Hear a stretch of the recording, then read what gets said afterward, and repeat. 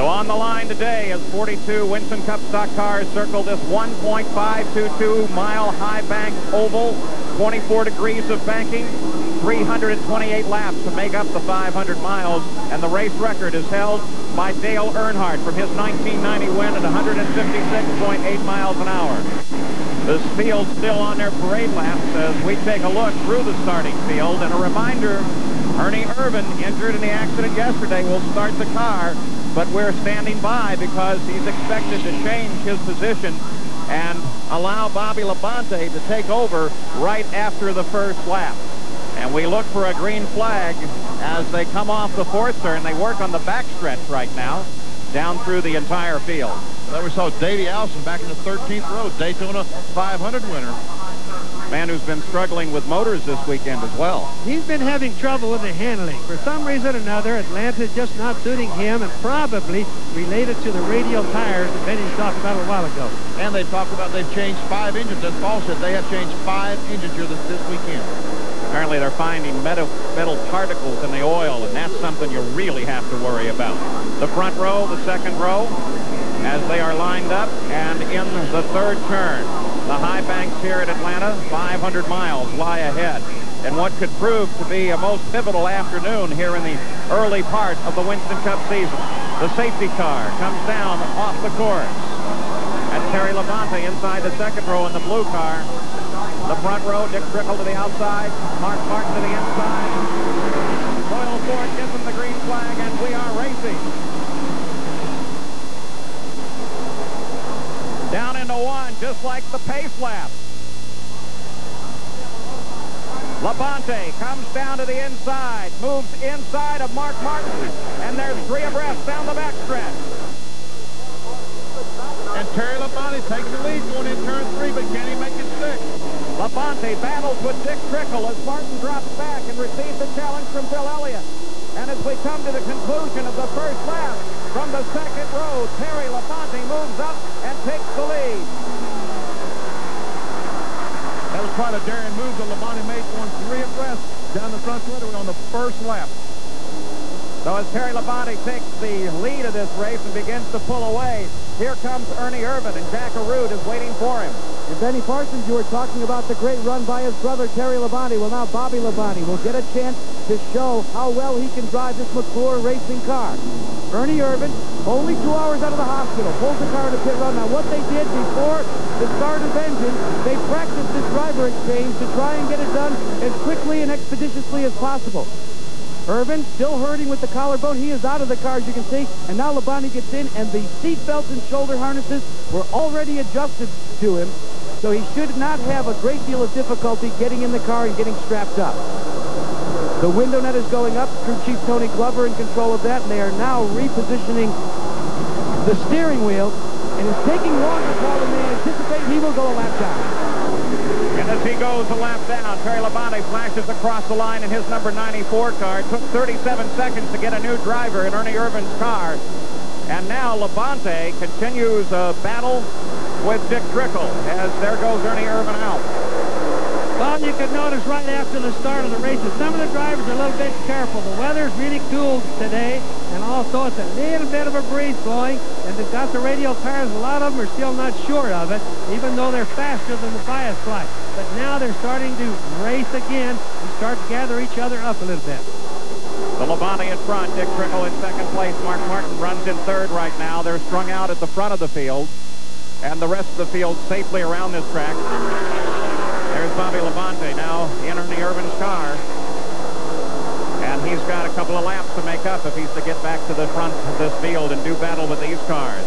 Labonte still holding off Trickle. Mark Martin has moved up. His teammate, Bill Elliott's teammate, Sterling Marlin, has pulled into 4th place now. It looks like that Martin, Sterling Marlin, both those cars now have the faster cars. You can see Martin pull right up on the back bumper of the Trickle car. Of course, if we're looking at that battle of manufacturers, well, for the moment, Oldsmobile, GM product is sitting in front. It's going to make a lot of people in Detroit that General Motors pretty happy. You know, Paul, I don't think we've ever seen a time that's been more important between the car manufacturers as it is today. Ford changed their program last year or for this year. to an incentive program. In other words, you get paid on what you do with a Ford product, whereas General Motors kind of picked out the guys they want to be their team guys, and the rest of the guys are not doing as well. And here comes Dick Trickle as he puts a nose inside of Labonte. Mark Martin closes up behind him, and Dick Trickle moves into the lead. Dick Trickle, Billy Stavola, Mickey Stavola, those guys that own that car have to be thrilled to death with their car. But here comes Labonte back. He gets a grip on the outside. He will lead this lap. The completion of lap number 6 sees Labonte go onto the scorecard as the leader of the race. Trickle had him on the backside, but the record book will show Labonte. 5 cars running separate now from the rest of the field. Labonte, then Trickle, then Mark Martin. And Richard Petty runs in 30th now. There you see him alongside Glotzback. That's Chad Little just behind him. Chad Little in the 66, trying to get by Richard Petty back to the lead. Terry Labonte being pressured once again by Trickle. And we see Alan Kowicki. Kowicki gets around Sterling Marlin now. Well, you got 5 cars there you can throw a blanket over, and this is just the first few laps at the race. Now, that's really hard racing this early, don't you think, Benny? I think it is awfully hard. And Paul mentioned, we talked about the radial tires. Some of these guys ought to be sitting back watching what these tires are going to do. There goes Kowicki alongside of Mark Martin. And Kowicki picks up the position. So definitely Alan Kowicki's on a charge. I think Kowicki's mad. He lost by 18 inches last week. He wants to win by 18 laps this week. Yeah, get me back up in front. I want to race with the leaders. He's very close right now.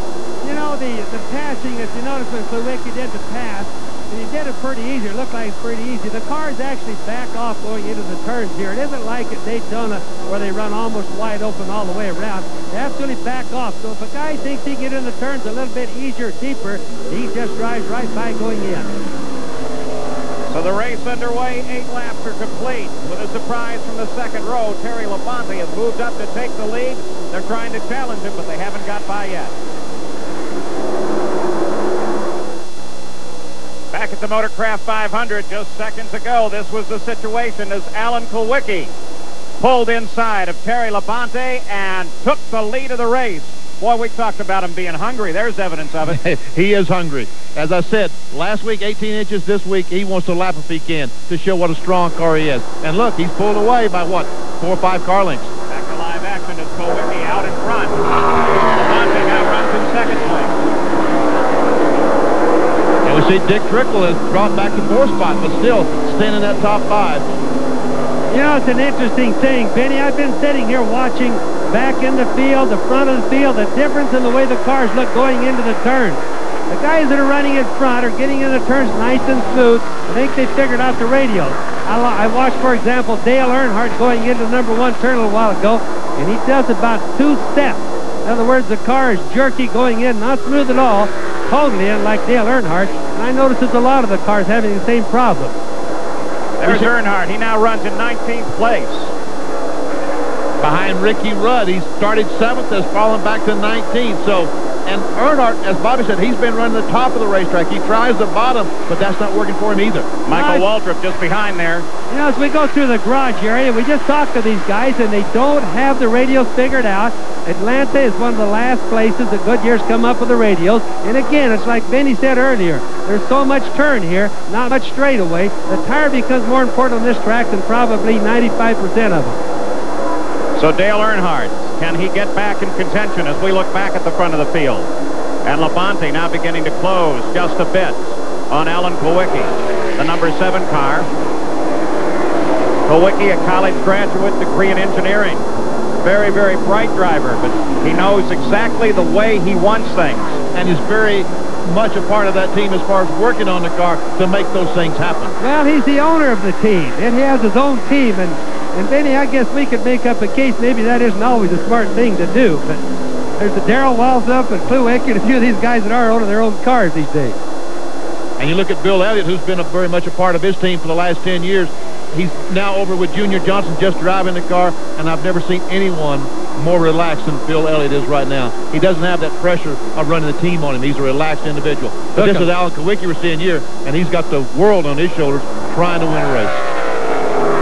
So Alan Kowicki runs in front of Terry Labonte. Mark Martin in third place. Dick Trickle sits in fourth. This was Alan Kowicki back in 1970. As I said, he holds a degree from Wisconsin in engineering. One of the few college-educated racing drivers. He thinks it's important. Come out of high school and say, well, I'm going to be a race car driver, because you don't know if you've got the ability, if you're going to get the brakes. And you could spend 5 years trying to drive race cars before you ever got to the point where you found out if you even had enough ability to do it at a level like this. And, you know, a lot of times if you find out that you're not cut out for it, it's too late to go back to school. So I'm glad I got the education, and I think in the long run it's helped me in racing too.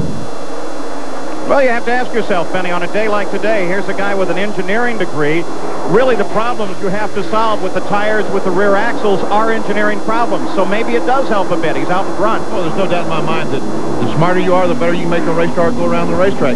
But experience is the key ingredient. And Kowicki's been here long enough now to have the experience and know what these racetracks need on his race car. You know, and very often the guys that work the hardest and have it the roughest at times, you know, like, for example, this time last year he didn't have a sponsor. Sometimes they work a little harder and try a little harder, and it shows up on the racetrack. On board with Bill Elliott, you may look up ahead there, and you'll see Darrell Waltrip has managed to get past both Elliott and Marlin and is moving up. Let's take a ride with Bill Elliott. Down in turn one, 190 miles per hour. Off the back on the gas. We heard him get on. He's about in the middle of the racetrack. As he comes off, he lets the car drift up against the outside retaining wall. Now, he's relaxed. This is the back straightaway. Now already backing off the gas into the corner. This is the pass for the second spot, or the third spot. As Dick Trickle gets around Mark Martin, let's go back on board with Bill Elliott. And these straightaways are banked 5 degrees. If Elliott spins, he's going to hit that inside wall. He has to go down and hit the wall. And look at that hood right there in the in-cam shot. Look at that hood shaking. Now that shows you the little black spot right in the middle of it by Budweiser there is the carburetor inlet. You can see all the air pressure pushing down on the hood. That's pushing down that air to get into the carburetor. The guys worked more on that one little spot for horsepower than any other thing in the whole car. If you see the hood on your passenger car wiggling around like that, pull it in right then, right, Bobby? You definitely pull it in. Know something wrong, but in this particular case, that's a sign of success. Bobby, if your passenger car runs 190, I don't want to ride with you. Exactly. So on board with Bill Elliott while still at the front of the field. There he is, number 7, Alan Kowicki. Terry Labonte is chasing. 23 laps are now into the record book as the run for 500 miles in the Motorcraft 500 continues. We're back at the Motorcraft 500 from Atlanta Motor Speedway, where Alan Kowicki continues to lead Terry Labonte. Labonte led the opening laps, and then Alan Kowicki was able to overhaul him. Other racing going on. Davey Allison, he's moving up 25th to 12th. Look at Darrell Waltrip sitting up there in 4th position right now. And Hut Strickland has moved from 26th to 13th. Back in 8th place is Bill Elliott, who's fallen back to 8th. There you're on board with Bill after starting on the second row. Let's get an update on him from Jack Arute. Well, Bill Elliott is out on the racetrack. He's going around. His teammate Sterling Marlin has had a tire go down. In fact, they have blistered the left rear tire. Now, this is part of the story. What Marlin has done is Marlin has stayed with the setup that Elliott had. Elliott, on the other hand, has taken a setup where instead of going hard and deep into the corner, he wants to be able to come out at higher RPM and quicker out of the corner. It seems to have worked so far. He has settled back, and Elliott seems content with where he's running, and they've already begun to burn up the rear tire on his teammate Sterling Marlin, who had the old setup. So Sterling Marlin makes that stop on the 28th lap of 328. That's an interesting situation within the team, Benny. I'm telling you what, you know, Sterling Marlin made the pit stop, but 41 other drivers was as concerned as he was about what was going on. If he's blistered a left rear tire, then all those teams on pit road will know it by now, and they'll start scrambling around trying to change air pressure, trying to tell their driver that they've got a problem. Battle for 7th place. There goes Bill Elliott. Around Brett Bodine. Dale Jarrett in the fight as well. As they come side by side off the corner. You see Davey Allison in there as well. Also Kyle Petty, Dale Jarrett, and Hut Strickland. All those cars, that's 4 position. Boy, it's a nice little pack, too. And there's what Jack Root was talking about. Elliott's running higher, trying to run the car smooth around the racetrack and not get on the bottom of the racetrack like Brett Bodine and tear that left rear tire up, trying to run high and smooth. Looking back from Elliott, the battle is for 7th place. You know, as the racetrack goes on, it gets more rubber on it. You can see the track starting to dark up on the TV screen a little bit. That's rubber being laid down. The track gets slipperier. Now, that could mean two things. The car's not handling good. It's going to blister more because it's going to slide more. In a lot of cases, that'll loosen the track up. The guys will slow down and blister the tires less. I've been watching like Dale Earnhardt, for example, running down in the turns almost right up against the wall. A lot of the times, like you look at Bill Elliott there, they run high because they're a little bit loose, and they make a little less tight radius around the corners. And the fight continues, not just side by side between Brett and Bill. Look at Dale and Kyle behind him. Boy, what a fantastic battle. We'll stay with this. Davey Allison pokes his nose up in there. It's about an 8-car battle for 7th place. Good little fight. It is that black car with the number 2 on it. We see at the back of that pad is Rusty Wallace. You get an idea, too, when they go into the corner from this particular view back from the bumper cam on Bill Elliott's car. Look at the banking there. Boy, look how that car rolls over. Well, it's a whole lot steeper if you stand out there, Paul, than it is looking at the camera. The folks just cannot believe how steep this track really is. Next Sunday on ABC Sports, the World League returns. In our season premiere, we'll see the 1991 league champion London Monarchs as they host the New York, New Jersey Knights. Or some of you will see the new kids on the block, the Ohio Glory, taking on the Orlando Thunder. Pro football is back next Sunday here at ABC. But right now, it's auto racing as we're looking at this fabulous little battle as Bodine and Elliott continue to seesaw back and forth, and then there's a whole group lined up just hoping that there's a chance for them to poke their nose into it. Hutch Strickland takes a low line alongside of Davey Allison. Doesn't work for him. Well, they're cutting a big hole in the air for the guys behind, but the guys behind don't have any way to go to get by. They have to just sit there while these two cars run side by side, having one heck of a battle. So there's Brett Bodine as he runs on the inside. Number 26, the Quaker State car. Fascinating driver. And we see he's driving a green car. You know, that used to be bad luck. Guys would not drive a green car. Brett Bodine drove a green car when he was back in college. Second race car he owned was green. You know why it was green? Why? He went to the paint store to buy blue paint. I mean, but he had no money. The guy knew that. He said, I tell you what, I've got some green paint I can't sell. I'll give it to you. So that's where he got his green. That becomes your trademark. Exactly. Not enough money. Well, I bet a lot of us can tell you stories like that. You know, talking about little superstitions, it used to be a superstition not to eat peanuts. Yesterday I was over talking to Bill Friend. Somebody gave us peanuts. He laughed. He says, boy, 30 years ago, they would have thrown us out of this racetrack if we'd eaten peanuts, you know. Everything in the world changes. At the front of the field, no change there. Kowicki still being chased by Labonte. Dick Trickle rides in 3rd place. But Darrell Waltrip has now moved up into 4th place. Kenny Schrader is 5th. Mark Martin sits back in 6th place right now. So now it's Jarrett Bodine that goes side by side. And that is the race for 7th spot. Looks like Dale Jarrett is going to take it away. He does. Well, Bodine slips a little bit further backwards. The number 18 Interstate car. Now let's remember that Sterling Marlin, there he is, number 22, had some tire problems. Came in, changed tires. Let's get an update on this situation from Jack. Paul, this is the blistered left rear that came off of Sterling Marlin's car. Now, if it looks reminiscent to the type of blistering we saw at Indianapolis Motor Speedway several years ago, it is. They introduced radials there, they began to blister. And there's a spin in the racetrack. Yeah, Schrader catches the wall in 3 and bangs up the right rear pretty good. He looks to be okay, but the caution will come out. Schrader blew a right rear tire. The right rear tire disintegrated on Schrader's car. Benny, could that have happened from hitting a wall because his fender's bent there also? I don't know. I think that's what the tire did when it disintegrated on that right side. Well, we see Kenny unstrapping in the car. If we could look at the left rear or the right rear of that car, that might give us an idea. A lot of damage there. Hard to tell, though. What do you think? Looks to me like the tire came apart and did all that damage as it came off. I agree with Benny. That's exactly. You can see all the rubber along the side of the body right there. That's the flapping going on. Now, what's happened with radial? First place, I've got to say that radials are not bad tires. They're good tires. Best tires. So in case we say something about them, I don't want people to think we're knocking them. But what happens is that sometimes in the Indy cars, we found out the guys put too much air in them. Here it is as he's coming off the wall. He's already gotten in it. You can see he's got all the tires locked up, but no doubt that tire is what was the problem going into the corner. Okay, we saw that brief flame. We talked about the bank of the racetrack. Here's Alan Kawicki is in the pits. So the leader makes a stop. This is routine under the caution. So the tire story may be an issue now. Let's go back to Jackaroo. Well, as Bobby Unser alluded to, it's exactly like Indianapolis. Many of these teams, in trying to find the right combination, have begun to adjust the tire pressures beyond what Goodyear recommends, just as we saw at Indianapolis. That is the case with this blister tire, in an effort to try and get a little bit of stagger. Now, Goodyear, with the radials, only allows these teams a half-inch of stagger, and many of them want more.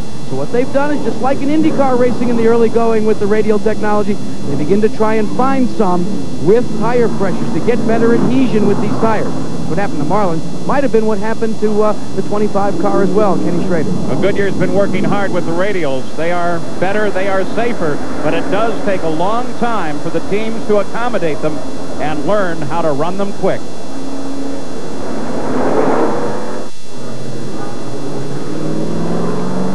Darrell Waltrip is the leader after a great pit stop. He leads them out now as they prepare to go green. Pole sitter Mark Martin had problems, too much fight in the racetrack. Jack Roush and the crew told us they took 3 rounds of wedge out of the setup. We'll see if he works any better. He's 5th in the single file procession as they get set to go green. Paul? We've raced 1,134 laps this season. It's only the 12th lap, led by a Chevrolet. Darrell Waltrip is at the wheel, and he will bring them back to the green flag. He won the battle in the pits. Kawicki built up a 2-second lead, then out came the caution, and he lost that lead in the pits. He also lost 3 positions. He's back in 4th spot now. There you see Mark Martin after his changes. Green flag is out. Darrell Waltrip gets a great jump on Labonte. The 22 car, Sterling Marlin, remember, he made that unscheduled pit stop, so he is a lap down to these leaders. Also, the yellow car, 41 up front, that's Greg Sachs. He's a lap down. So safely back to the green flag we come after the first caution of the day. The 41 car, Sachs does not count in this battle, but he becomes a factor for both Waltrip and Labonte, who are racing for the lead just behind him. Now Labonte tries the inside.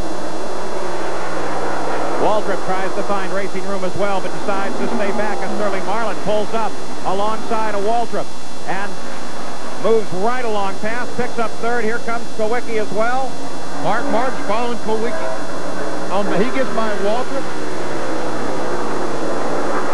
Almost like Waltrip threw out the anchor there and begins to fall backwards. Darrell Waltrip's car is not working right now as well as it was before the caution flag. Fast pit stop, but still not working on the racetrack. So there's Labonte. And down in there, the 15 car. That's Bodine. He's going by Waltrip. Dale Jarrett's going by Waltrip. Darrell Waltrip having some problems. So let's go on board with Jeff Bodine now. And we can add in some telemetry from the Ford Motor Company that shows you the performance of this car. See that red? That tells you when he's tapping the brake. Hey, he tapped the brake a little bit. These guys say they don't hit the brakes going these corners. RPM speed. What's his speed down the front straightaway? 175, 186, 189. 189 miles per hour, and then lightly hits the brake. Look at that RPM, Benny. That's turning pretty tight for 500 lap race. I was watching the speed. I was concerned about the speed. 8,200 RPM I'm seeing on there. 8,300 RPM. That's a bunch. Dale Jarrett, Davey Allison just ahead as Jeff Bodine works himself down to the inside. And again, keep an eye on the upper left-hand corner of that box. Surprising how much he has been using the brake. And remember, at this racetrack, 8,500. That's getting a good draft down the straightaway. The cars are not running carburetor plates. There's no carburetor plates on these engines, just so the people know. If they did, they wouldn't turn this kind of RPM. You know, Benny, I wonder how the drivers feel about this kind of telemetry, because you used to always come in and say, oh, I never touched the brakes, no problem. Now, everybody knows the truth. Everybody knows that they touched the brake. We saw Dale Jarrett's car wiggle as he went in the corner, in the 3rd corner. He's still hopping around a bit, stabilizes on the straight. A lot of that is aerodynamic stuff that's moving that car around. This isn't a good racing track as opposed to like Daytona or Talladega or something like that. More of a handling track, like Benny said earlier, but the wind from the other cars at Buffalo moves them around a lot. Battle for third place as Davey Allison gets around Dick Trickle and picks up third. Mark Martin closes in behind Trickle now. Third, fourth, fifth, and sixth there. Again, the 41 car not running on this string, running a lap down. Out in front is Terry Labonte, picked up an advantage. And that red car we saw, that is Jeff Bodine, just went by the pole sitter, Mark Martin. The 41 car, Greg Sachs, got a penalty a little while ago, going through the pits too fast. But just notice how fast he's going. And obviously, he's running the same speed as the leaders. Now, to explain that situation, too, they do run a speed limit, 55 miles an hour here at Atlanta. You go through that pits too fast, you're going to get a penalty guaranteed. They monitor the speed all the way through. Labonte still runs in front with 49 laps complete.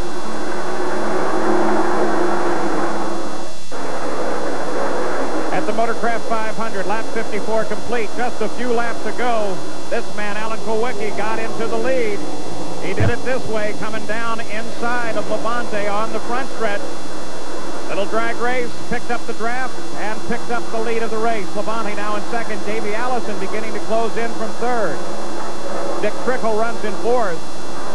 And Mark Martin, the pole sitter, sits back in fifth place. And there's Davey Allison as he comes alongside of Labonte and picks up second place. Davey Allison started 25th. He's up to second spot. So it looks like if he can keep the engine together, this is a guy to be reckoned with. He's really got that thing handling. I've been watching him, Benny, and he's working just about any place on the track. And most importantly, he's working on the bottom to do the passing. The other guys who work on the top and not the bottom have a heck of a time trying to pass. Because the bottom side of the racetrack is about the only place you can pass this racetrack, especially if your high groove is your better place, and these guys are running high. If you don't have a prayer against unless you're Richard Petty in the old days. Remember, too, that Davey Allison is on his fifth engine today. Let's get an update on his situation from Gary Terrell. Well, Paul, we just got a quick word with Larry McReynolds, the crew chief for Allison. He's moved to second, as you pointed out. They took one round of wedge out on that last stop. This car now is really handling well. He may be the fastest car on the racetrack as he chases Kulwicki. So there's Davey Allison as he works his way around, having picked up second position. They found particles in the oil of that car several times this morning, kept changing the motor. Back at the front of the field, Alan Kulwicki. Let's get an update on this car's situation. Here's Jack. Well, Paul, I'm with Paul Andrews, who's the crew chief for Alan Kulwicki, and we understand you're blistering left rear tires. Yeah, I just talked to Goodyear about it. We don't think it's going to be a real big problem. You know, it is a blister. If the car gets flushing real bad or loose real bad, we're going to try to take it easy, and we'll just see what happens. We think it'll be good for the rest of the day. Get a little rubber on the track, and we'll be in good shape. But the question I put to you is, do you run the recommended Goodyear tire pressures, or are you experimenting? Right now, we're running recommended, but, you know, we'll do what it takes. If we feel we need to do something, we'll experiment a little bit. I would have to think that right now, despite the fact that Alan Kulwicki's leading, you've got to think maybe he's got a time bomb on that left rear. I think if I was going to do it, though, I'd go with a tire engineer's recommendation until I was real familiar with it. Of course, you don't know how much extra the crews have been able to discern out of that tire. Out in front, Alan Kulwicki, the 7 car. The race thus far at 50 laps. Terry Labonte was the leader of the race, averaging at that time 149 miles an hour. There had been 5 lead changes and 1 caution flag. That when Kenny Schrader got into the wall. 39 cars remain in the run, and Alan Kulwicki is out in front. Lap leaders thus far, Mark Martin, Labonte, Kulwicki, then back to Labonte, then Darrell Waltrip took over, then Labonte, and then slightly after the 50th lap, Kulwicki moved back into the front of the field. Well, remember, on the tire problems, a race is a racer. He's going to run whatever tire pressure makes the car go fast first. And then secondly, I just noticed Kulwicki smoking the left rear tire as he came off the turn there. But they're going to make it go fast first, and then secondly, they'll start worrying about how to make him last. That's when they'll come back to the stock pressure. So 60 laps are now complete. Kulwicki still runs in front, but Davey Allison is closing in. Here's the fight for 7th place as Mark Martin gets overhauled. And Darrell Waltrip is going back to the front. Remember, he started first. He drifted all the way back to about 10th, and now he's working his way back. strange. Benny's running awfully high, so we know he's not handling right, but apparently as he runs a little while, the tires must get hot and start suiting his chassis settings a little bit more, because he definitely doesn't go fast when he comes out of a pit stop, but he's going faster now. Look how high he is on the track. And our pole sitter, Martin has drifted back. This is 8th spot. 7th spot. Darrell is now in 7th. The 6th car of Martin is now in 8th. You notice Darrell right there in the car 17. When he gets up, he goes a little bit higher in the turns than the other guys are. Darrell Waltrip sits in 7th. Harry Gant in front of him. He's in 6th spot. The 15 car, Jeff Odine, is in 5th. There's the 4th place car, the black and red car, Dick Triple. You know, Harry Gant really had a pretty good year when you think about it. I think he's still somebody definitely to watch in the points fight. He's sitting there second in the points coming into this, and he's been pretty consistent throughout this year. Let's go down to the pits again at Jackaroo. Paul, Bobby Unser was trying to determine and thought maybe that the tires would have to come back in for Darrell Waltrip. Well, that is indeed the case. I checked with his crew chief, Jeff Hammond. The tires that came off on that first pit stop, temperatures were great, pressures were terrific, but they said they knew that it was going to take 10 to 15 laps before they would, as they say in racing car land, come back in and allow Waltrip to go back to the front. So Waltrip runs in 6th. We're back at the front. It's Davey Allison now stalking. Alan Kulwicki closes in, and they will now have to work their way through traffic. That's Dave Marcus in the 71 car as they move high around Marcus. And Davey Allison is quicker than Alan Kulwicki right now. He has caught him, and it's all but the thing now. Just as soon as he gets by him, he will start pulling away from Kulwicki. Now let's keep in mind again the tire staggers that these cars are having to go. With the radial tires, they only have one choice of staggers. That's a ½ inch. That's in the diameter around the tire, 1/2 inch. About 3/10 in the diameter of the tire. The circumference is a ½ inch. Now, these guys are used to bias ply tires where they can change the pressure. Say 3 pounds, 4 pounds, sometimes even 1 or 2 pounds. Change the diameter, change the stagger, make them handle differently. Today, they have to work everything else around the given stagger that they have. So Alan Kulwicki being chased down by the Daytona 500 winner, Davey Allison, as he tries to close in on that 7 car. Nice fight at the front of the field. I really don't think Davey is trying to catch or pass Alan Kulwicki right now. I think it's a simple matter that he knows it's an awful long race. He already knows that some guys have been having a few problems in the tire department. So I think he's going to use as much draft as he can, let Kulwicki help pull him along. There they are, 1st and 2nd place. Davey Allison, of course, became the 500 winner, just like his father before him. Davey Allison following his father's footsteps. Winning the Daytona 500 is the best win that we've ever achieved, but finishing second to my dad in the 1988 Daytona 500 is by far and always will be my fondest memory in this business. So there's Davey Allison running in 2nd place. Started 25th and carved his way up through the field. Sometimes that shows you how unimportant qualifying is, because everybody wonders how Davey could be 25th in qualification, get back up to 2nd. We all know he's a fast race driver and a good car, but it has to do with problems that they have during practice, and they don't have all that much time in qualifications anyway. So they fight at the front of the field. Kulwicki chased by Davey Allison. As we'll be back after this message and a word from your ABC station. In Atlanta for the Motorcraft 500, Davey Allison continues to challenge Alan Kulwicki on the last straightaway. He pulled up almost alongside, and right now he's stuck right on Kulwicki's rear bumper. They move to the backside of this 1.5 mile high bank super speedway. They swapped crews. A little bit ago, Kulwicki was running higher up there, and Allison was running on the bottom. They switched. Kulwicki went to the bottom.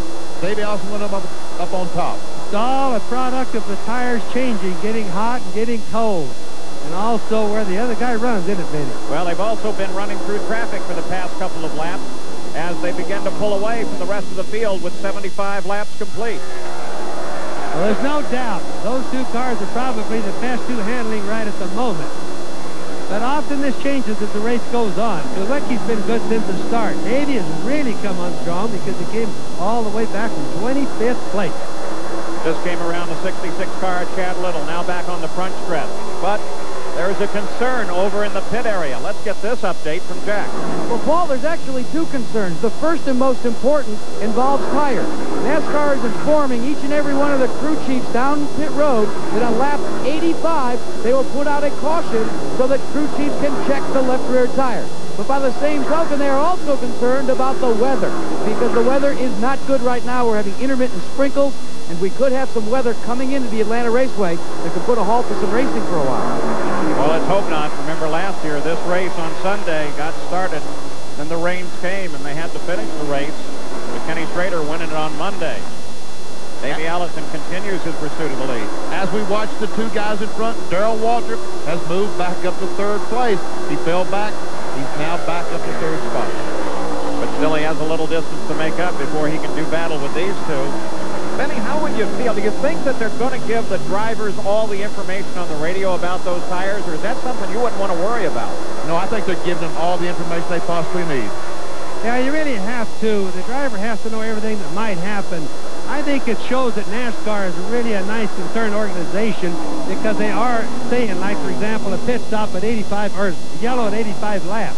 Darrell Waltrip slowing down now as the 17 car comes off the pace. Davey Allison, using the traffic, begins to charge inside on Kulwicki while Waltrip slows down. And here comes Allison down low, working the low groove on the high bank. Oh, hold it, David. Don't push up too far because there's someone there. Side by side on the front stretch. Still a little traffic just ahead. Kulwicki maintains the position. Now, Davey backed off earlier than he had to because he saw that traffic was going to get him right in the middle of the turn. So he's better off to lay back and get another run at Alan Kulwicki. Now they've got Bobby Hamilton right direct in front of him. Are they going to go split the guy? I think Kulwicki was looking at that for a second. Now they both decide to go low as Bobby Hamilton comes a little high. Now, Davey's got him blocked. There's nothing that Kulwicki can do. He just happened to come out wrong on the shuffle of the cars ahead of him. There comes Darrell Waltrip. We mentioned he slowed down. He is now on the pit road. And Bobby Hamilton is racing these guys hard. The reason, there's going to be a caution flag in just 5 laps. He needs to stay in front of these two guys if he can. But we can see he can't. So Bobby Hamilton now as Kulwicki comes underneath him. And Allen really had to come down on the brakes there. That took some of his momentum away when he got up behind Bobby Hamilton. And Bobby Allison, or Davey Allison, takes the lead. We're looking at Waltrip's car. There it is. The hood is up. And that's not a very good sign at all. And everybody's kind of slowed down, not hurrying, so it looks like he's probably broken an engine.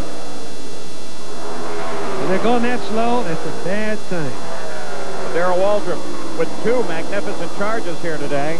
Now they lower the hood on that car, and they're shaking their heads. I don't think they're going to try to put it back into competition. They're pushing it backwards and pushing it into the garage area. At the end of the day for Darrell Waltrip, Paul. And there's Davey Allison out in front of Kulwicki. Let's get an update on Darrell Waltrip now, Gary. Jeff Hammond is alongside. What proved to be the problem, Jeff?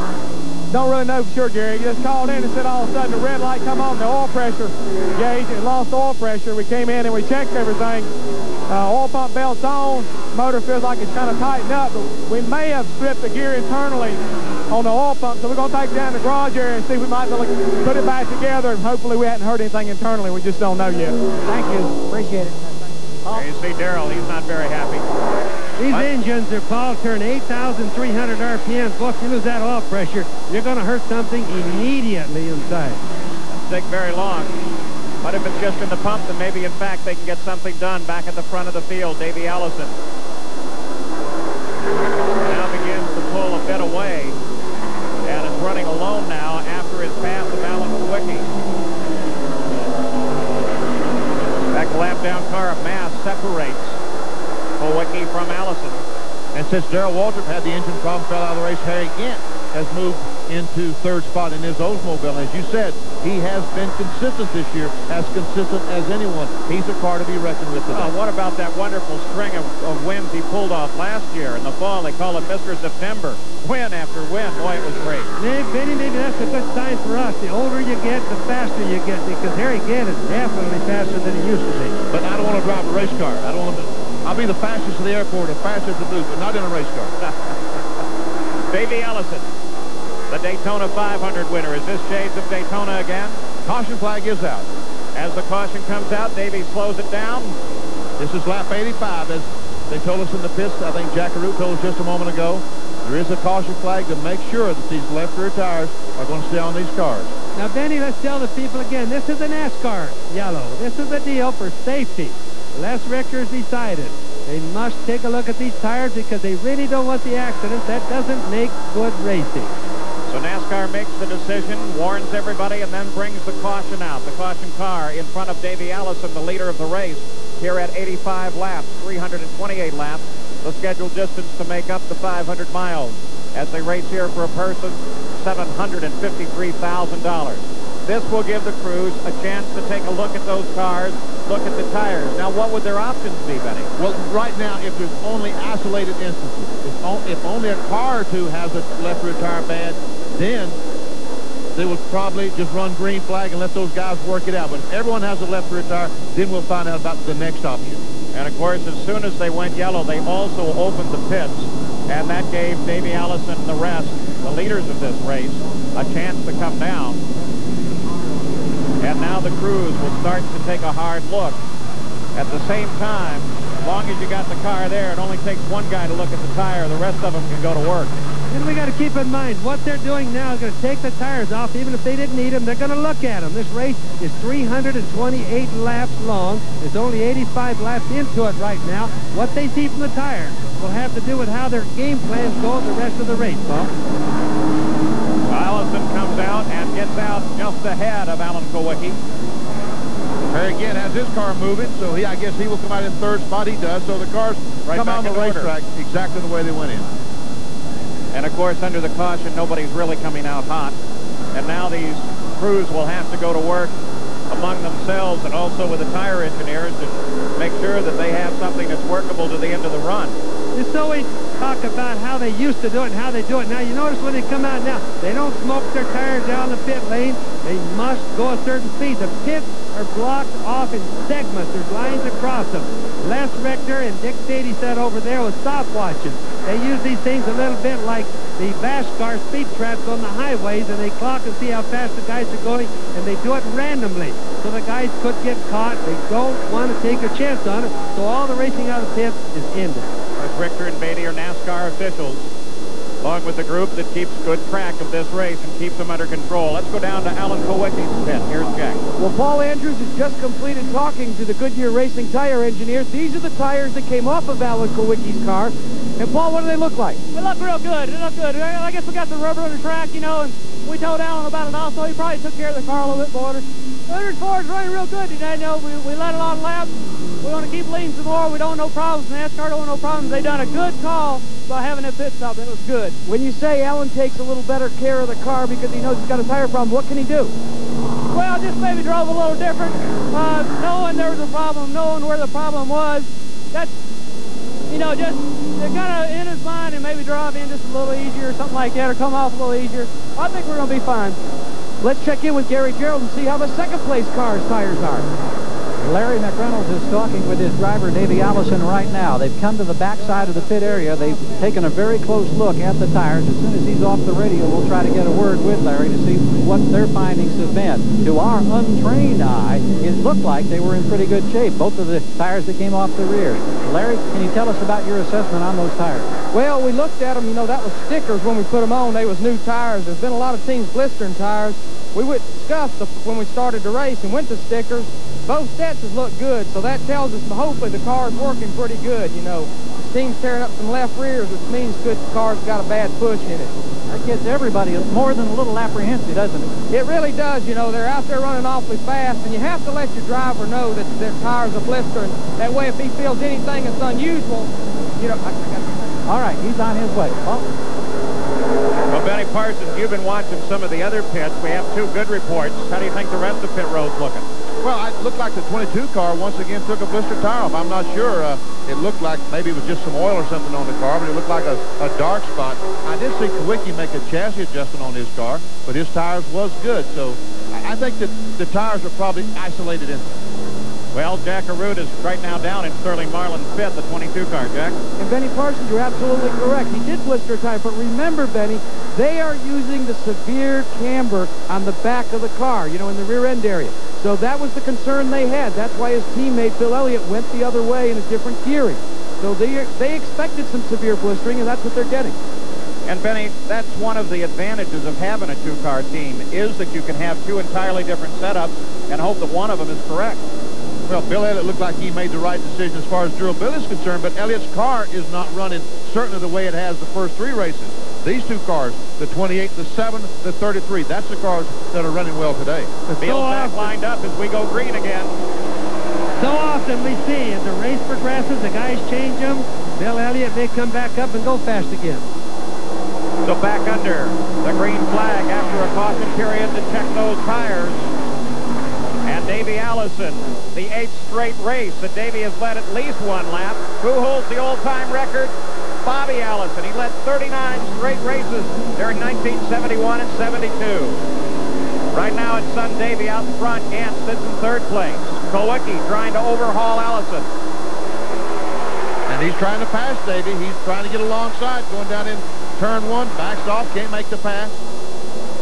They've been running some laps well above 170 miles an hour. Up scored 171. Average speed of the race with the cautions down to 147.9. And Harry Gant challenges Kawicki. Bodine's there as well. And Dave Martin's on the inside. I think he's going to be a problem for Harry Gant as they come off the corner. Dave Marcus actually runs in 33rd place. A lap behind the leaders. Ford against Ford. It's always interesting when you see them line up like that. Who has the best engine?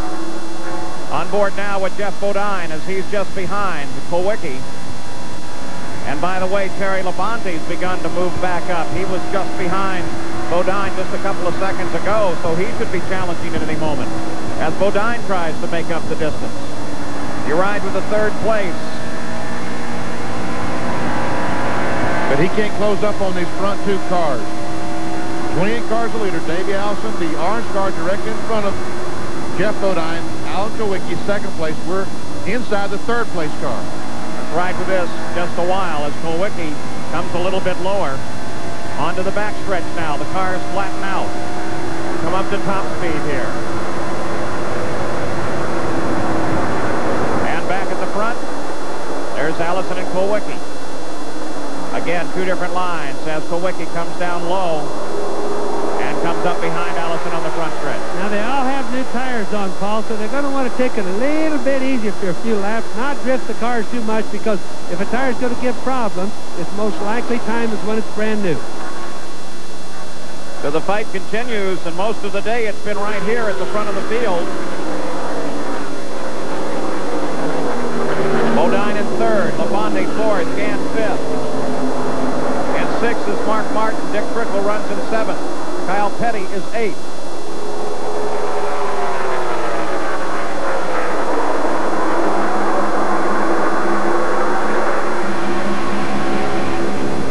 Thirteenth place car, Bill Elliott. Michael Waldrop up ahead. But let's get an update on Bill. Here's Jack. I'm with Tim Brewer, who calls the shots in the Junior Johnson pit for Bill Elliott. And you don't have tire problems. No, the tires, you know, we don't have any problem with those, Jack. It's just one of those deals right now where we made a lot of changes this morning. We kind of lost the cambered housing we had. You know, had to do some drastic changes. Right now, we're just trying to get the thing adjusted to where Bill can hopefully be pretty good here at the end. We've talked about the fact that he wants to be able to come up out of the hole out of turn number 2 and turn number 4 and not go as hard into the corners. Well, you know, that's Bill's style. You know, he's awful good with a car.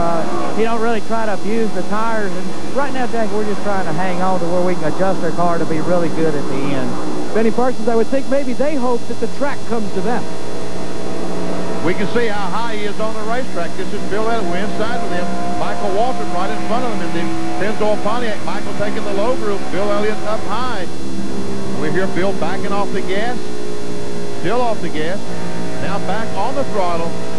That's off the throttle a long time. And, of course, the more throttle you can use in the turns, the faster you go down the straightaway. But he's gaining on Michael right there, and he's using a lot of the drafting to get up on him. When he gets that close, anybody gets a pretty good draft. Still at the front, though, it's Davey Allison. Alan Kowicki chases. Jeff Bodine sits in third.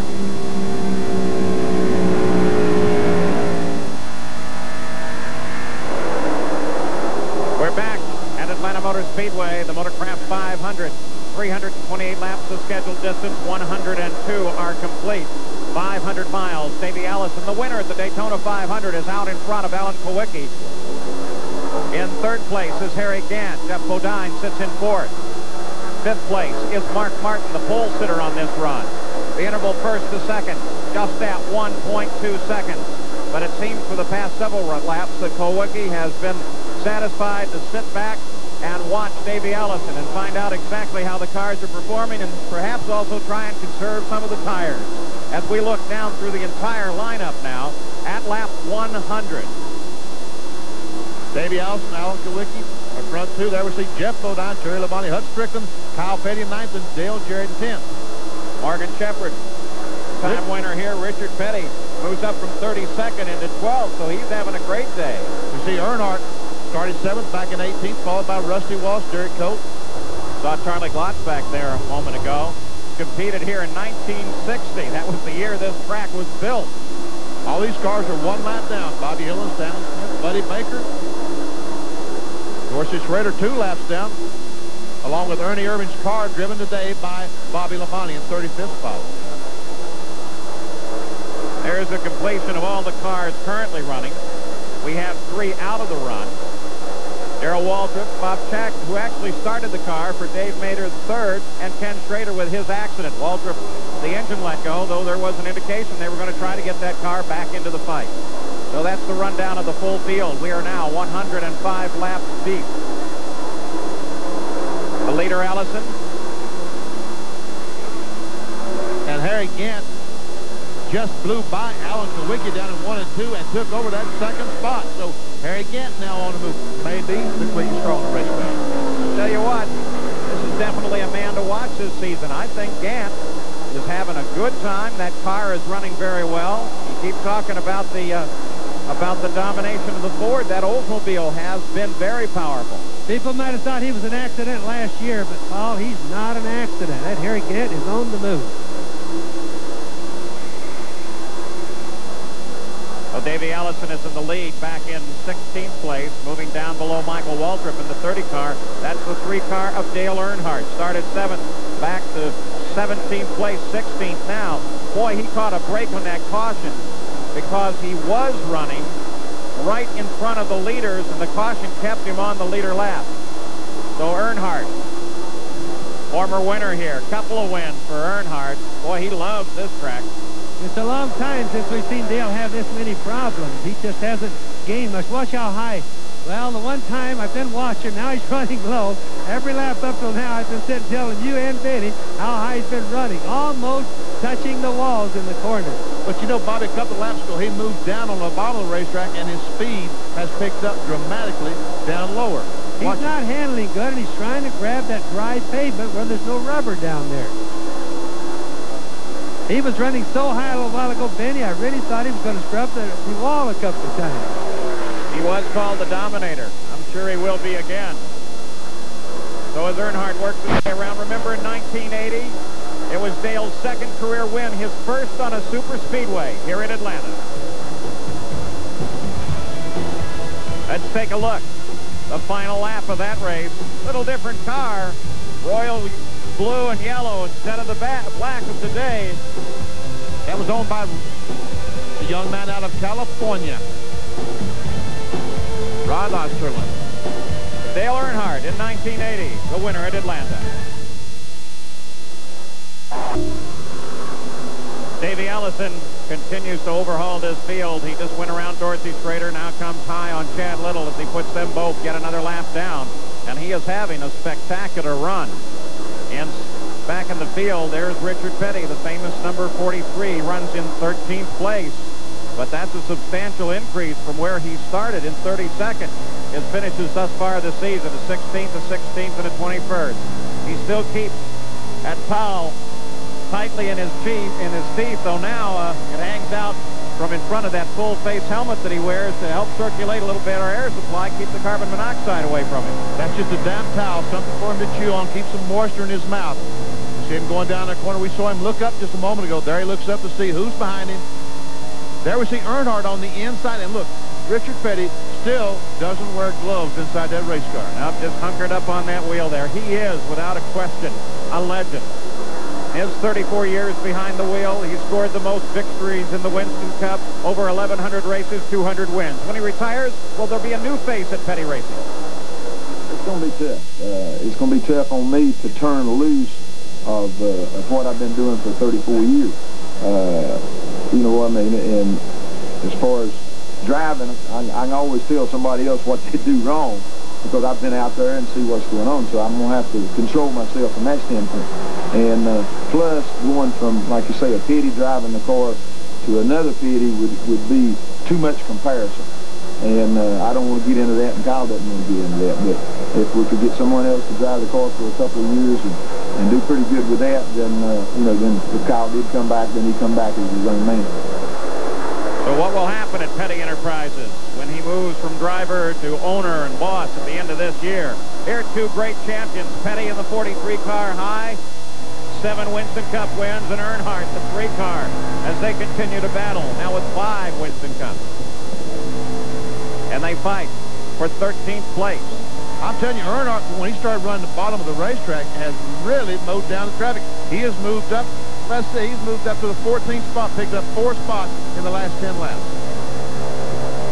That seems to be working for him. We heard Richard.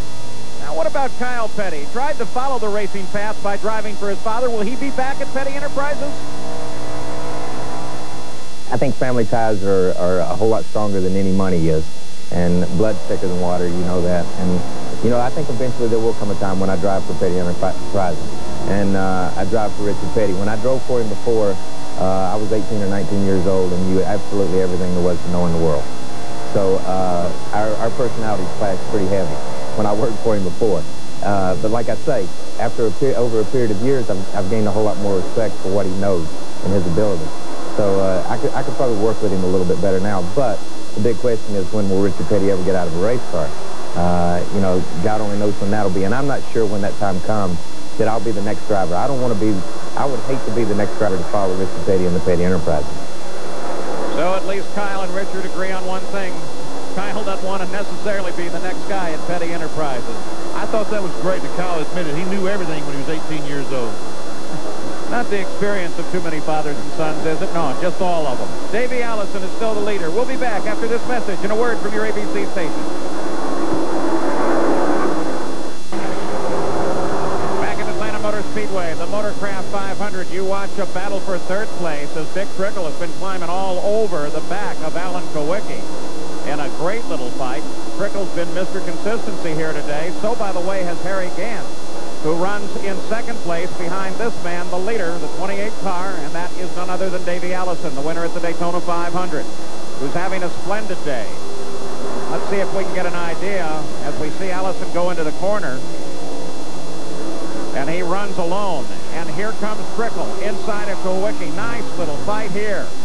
Boy, they've been at one another for the past 4 or 5 laps. They have been, but Trickle can't make the pass. He can get there, but he can't seem to make it too easy. But look at him get up alongside. That's really good racing. Burns up a lot of energy through the corner, but boy, look at that. Now can he stay there? That's going into the turn. That's the back-off period that they have. The easiest place to pass, or the easiest time, I should say. Caution flag is out.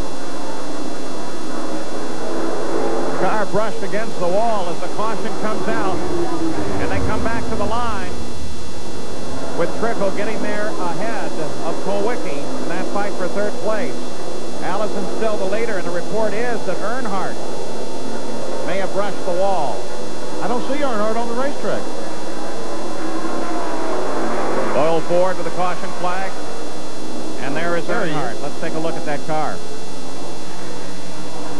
There's something, somebody's tire laying on the racetrack. Or a part of somebody's tire. That's the tread that blew off. That's what happens, Paul. I was telling you about earlier. It happens when they put too much pressure in sometimes. It explodes the outer part of the tire. We can see the 41 car was going down pit road, and part of that tire as went up and hit. We can see some damage on the right front. That tire that we saw hit that 41 car. There's damage to the right side of this Kellogg's car. Yeah, Little, now you got to remember when these tires, if they do come apart, there's a lot of energy involved, and it's not the safest thing in the world either for the car that has the tire, but also the cars that are around it. Let's go down to Jack. Well, Paul, it actually was Dale Earnhardt who blew a tire. The pieces came off, and they actually had started to tear out the bodywork on his car as well. So this is a good stop, this caution, because they were going to bring out the caution, NASCAR was, on lap 135 to again check the tires. Leaders are in the pits. They're going to get their service. Let's go back up here. So Davey Allison comes in. Left side change on the tires for the leader of the race. And he's away. Wow, he is already moving down pit road. No one else on pit road. Now finally Alan Kowicki starts to move. The tread of that tire comes off the track. Safety crew's right there. Fast pit stop for Davey Allison and crew. Boy, between the racetrack and the pits, they've really got this thing figured out. They have. Larry McReynolds, we saw just a moment ago in his interview, he went with Davey Allison last year about May, about the 1st of May. Since then, the 28 car. That just seemed to make the difference that 28 car needed was Larry McReynolds. Well, you know, a team is only as good as its worst member, Benny, and often that's what happens. Davey really has a good one now. Put him in victory lane, the Daytona 500. Put him well on his way here today. And Richard Petty makes his stop and comes away. We said he is retiring at the end of this year to take over Petty Enterprises. He's a man that, without question, has been a legend in motorsports. Through 3 decades of wide world of sports, one athlete has embodied both the thrill of victory and the agony of defeat. Look out! Petty's car smashing into the rail. The checkered flag is out, and Richard Petty has won the Daytona 500. 1 lap to go. I've never seen such a good close race as this. And look how close they are. Richard Petty, a routine pit stop. No, the car burst into flames. Petty is on fire. In 1962, ABC first met the man named Petty. And here was the car spinning right down in front of us. That's 43. That's Dick Petty of Randall, North Carolina, in a 62 Plymouth. He was Dick Petty then, but soon would earn the title of King. Can't get back in the race. No, that's off the brake. Running pretty good. Yeah, that's true. How's the track? Very fast. Always fast. In 23 and a half years of doing racing for ABC, Richard Petty never turned me down for an interview and never said come back later. By 1969, Richard Petty was already NASCAR's winningest driver, but all his races did not end in victory lane. But there's been a crash on the home stretch. This could be a very bad accident to one of the best-known race drivers in the world. Sometimes victory eluded him only by inches. Oh! It's a straightaway. They did hit. Now he crashes into the wall. Will he come across the start-finish line? He's going to win the race. He's going to win it spinning. No, he did not make it. He is less than 100 yards from it. Here comes Pearson. Pearson's going to win. By the end of his second decade of racing, Richard Petty owned a host of NASCAR records. He was the king of his racing realm. And in 1984, President Ronald Reagan made the pilgrimage to Petty's court to witness history.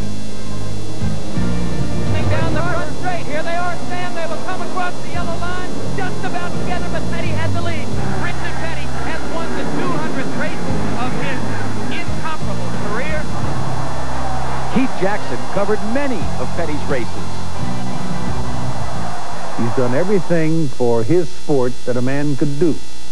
And he leaves it with great dignity and everybody liking him. And when you can walk out that way, baby, that ain't bad. I would like people to look at me that here was a man that enjoyed what he did and what he accomplished, and really wanted to do that and was able to do what he set out to do. And, again, enjoyed every minute of it. So, you know, it's not that I want to set records. I didn't set out to set records and all that stuff. So that part of it just happened to come. You know, everybody looks at me a little bit different, so everybody's going to remember me a little bit different. So it's hard for me to tell you how you're supposed to remember me. Many men aspire to greatness, but few possess the intensity, commitment, and wisdom to attain it. Richard Petty's road to immortality has been all that and a source of joy in athletic excellence. Richard Petty, a man who wears the crown of champion so well, now runs in 16th as we come back to the green flag. And Harry Gant closes on Davey Allison. 131 laps complete as we come out of the caution period. But Allison is still so very, very strong here, both on the track and in the pits. A blistering fast stop during that last caution and puts him right back in the lead. There's no doubt it is a team effort, as Bobby Unser mentioned just a moment ago. The team makes, they win, they lose races, and Davey Allison and the 33 car, both these cars have two of the strongest teams in NASCAR. Well, that Harry Gant is coming on strong, Benny. He's really pushing Davey hard. Still early in the race. Gant usually, it seems to me, likes to wait till a little bit later in the race to come on with his customary really strong effort, but he's doing it right now. The race is not even halfway over. As Gant challenges Allison, Trickle still runs in third place. Kyle Petty, with the caution, moved up into fourth. Jeff Bodine is fifth. Keep an eye on that 33 car. You're going to see a lot of it this season. Harry Gant, Allison and Gant first and second on the track, and first and second in the points. Let's go to Gant's pit. Here's Jack. Well, Paul, they've radioed to Harry Gant to go ahead and turn it up. Now, remember we had the first check on tires on lap 85? They found a blistered right front. So they backed off a little bit, changed the wedge, and they wanted to see what the tire wear was going to do. They've seen it now, and they feel that they can go back and race hard. What they would do in a case like that, Paul, is they changed the wedge, meaning it took a little bit of weight off the right front and the left rear, so it wouldn't push so much. And that's what he's looking like now. They've definitely picked up a little bit more speed, because this is the only guy for a long time that's really been able to push Davey Allison. And he's pushing him hard. He works the bottom, he works above him, he works everywhere, and pretty soon we can just watch. He's going to attempt to pass. Davey Allison with Gant packed right there. After now they tell Gant that everything's fine and you can go to work on it. Things have looked fine on board Allison for most of the day. But right now, every time he looks in the rearview mirror at Davey Allison, he sees Harry Gant. And pretty soon that begins to wear on you. You start trying different grooves, going in harder, getting on it harder. And when you do that, you mess up your timing, your momentum. Harry Gant will then pass it. Here. And especially, Benny, where your own car, there's the pass that we were talking about. Gant was going to attempt. It looks like he might go on by. Gant forces inside, but can they both hold on? This is one track that you can really run two abreast all the way around. Gant goes down to the bottom, and Harry Gant picks up the lead as they come onto the home stretch. Allison back to second place. 52-year-old Harry Gant is out in front. Remember that wonderful streak that Gant ripped off last fall? And look at him now as he begins to motor away. Boy, when they tell him to turn the wick up, he takes it serious. This is amazing. Just look, already 3-4 car fixes with Davey Allison. And just a few laps ago, no one could keep up with Davey Allison. This all being done with handling and driving. It really isn't done with horsepower. You can see that. Take a look at this. Drivers in the field over 50. The leader, Harry Gant, 52. Third place, Dick Trickle is 50. Tell me age makes a difference. I think, Benny, you and Bobby both ought to get back in a car. That's okay. So you don't like us being up here with you? Well, no, I enjoy it, but I enjoy watching both of you a whole lot more. Oh, I think they ought to have a seniors tour. Then we'll get Benny off the seat there and get him going. I don't know if I can race with these, but look at these guys over 50 years old and still doing that great job. Harry Gant just signed a new 3-year contract. So you see the first four lined up there. Harry Gant, Davey Allison, Dick Trickle. Jeff Bodine runs in fourth.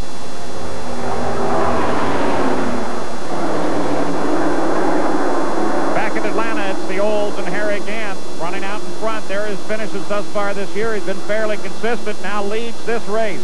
Remember, last September, he ripped off 4 in a row. They called him Mr. September. But for Harry, what was the biggest moment of that run?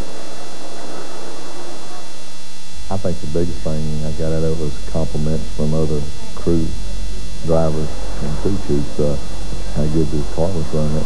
It made you feel real good. You know, they considered it. You know, they come to me, you know, like we won 2, and they said, you know, you're going to prove man the beat today. I said, no, we probably not. You know, we did, and they'd say, well, you know, and we just kept it coming, and it was. But their confidence, I think, was the best. So Harry Gant runs at the lead of this race. Let's get an update on him. Here's Jack. Well, Paul, what makes that run by Mr. September even more incredible is the fact that he did it with one car that Richard Jackson constructed. And he said he found that what it did is it really liked the radial tire technology. Jackson had concentrated on things like bump steer and roll center. So what they did over the winter is they took all of that technology and built a brand new car that they unveiled at Daytona. This is their second run with it. They call it Lola. I asked why. He says, because like in the song, what Lola wants, Lola gets. Jack, you've got your Jacksons mixed up. It was Leo Jackson owns that car. Richard is his brother who owns the one car. One Jackson seems to be the same kind of Jackson to me because they both operate up there in Asheville, North Carolina. You're right, Benny. And you know, I think the answer to this whole thing with Harry Gant is he's just going through a second childhood. I think he's going to make it till he's 80 years old. Let's go back to the fight for 5th place. And who's there? Hut Strickland, 12 car. Alan Kowicki and Kyle Petty. Kowicki, we saw up front leading the race, running in the top 3 most of the day. After this last pit stop, he's drifted back to the 6th place and seems to be hung there. Just can't seem to do too much about it. Strickland's best career finish. Last year came second to Davey Allison at Michigan. Best finish here is 8th in 1989. Just so everybody knows, how does a guy like Kowicki go back this far when he was leading the race for such a long time? And it's because the track changes. The track changes constantly as the whole race goes on. And remember, the race is 328 laps long. So there'll be a lot of changes as we go through it. But the guy that figures it out the best, theoretically, should be the winner. So Hut Strickland with a good run. Look at Kyle Petty there, the number 42 car. You heard from him just a few moments ago, who hopes he doesn't end up working at Petty Enterprises next year, but maybe in the future.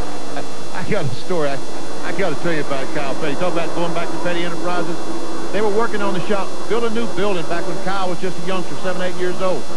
They went to the racetrack. They poured the cement floor. It was still wet when Richard and the crew went to the racetrack. Kyle got his cousins out, 2 cousins and his sister Sharon.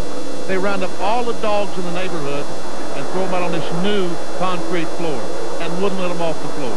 Oh, made the awfulest mess you've ever seen. He said that's the maddest he ever saw, Richard Petty.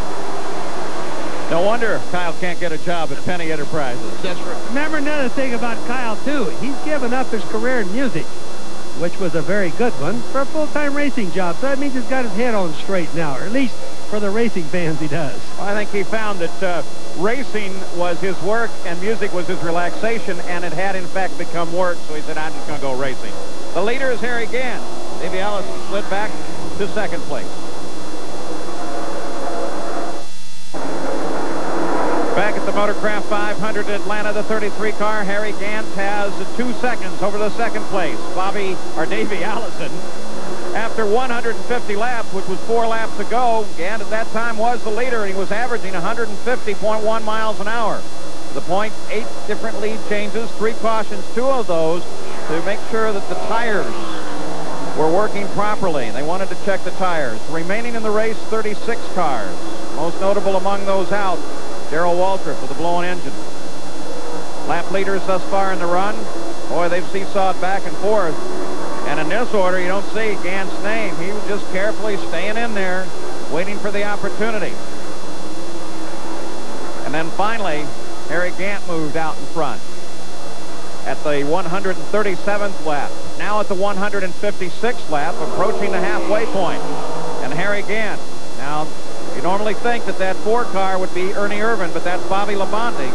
Ernie was involved in an accident yesterday in his Grand National car, broke a collarbone. He took the green flag here, took the first lap so he could get the points, but then he climbed out of the car and let Bobby take over.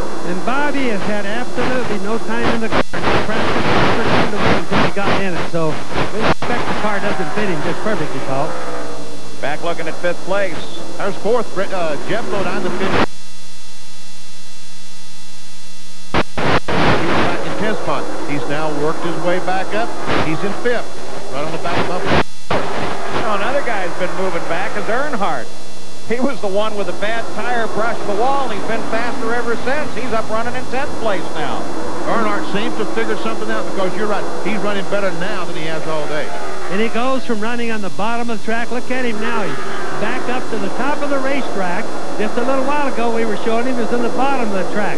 He's having handling problems, and he's just not got it figured out yet, and I doubt that he's going to get it all figured out today.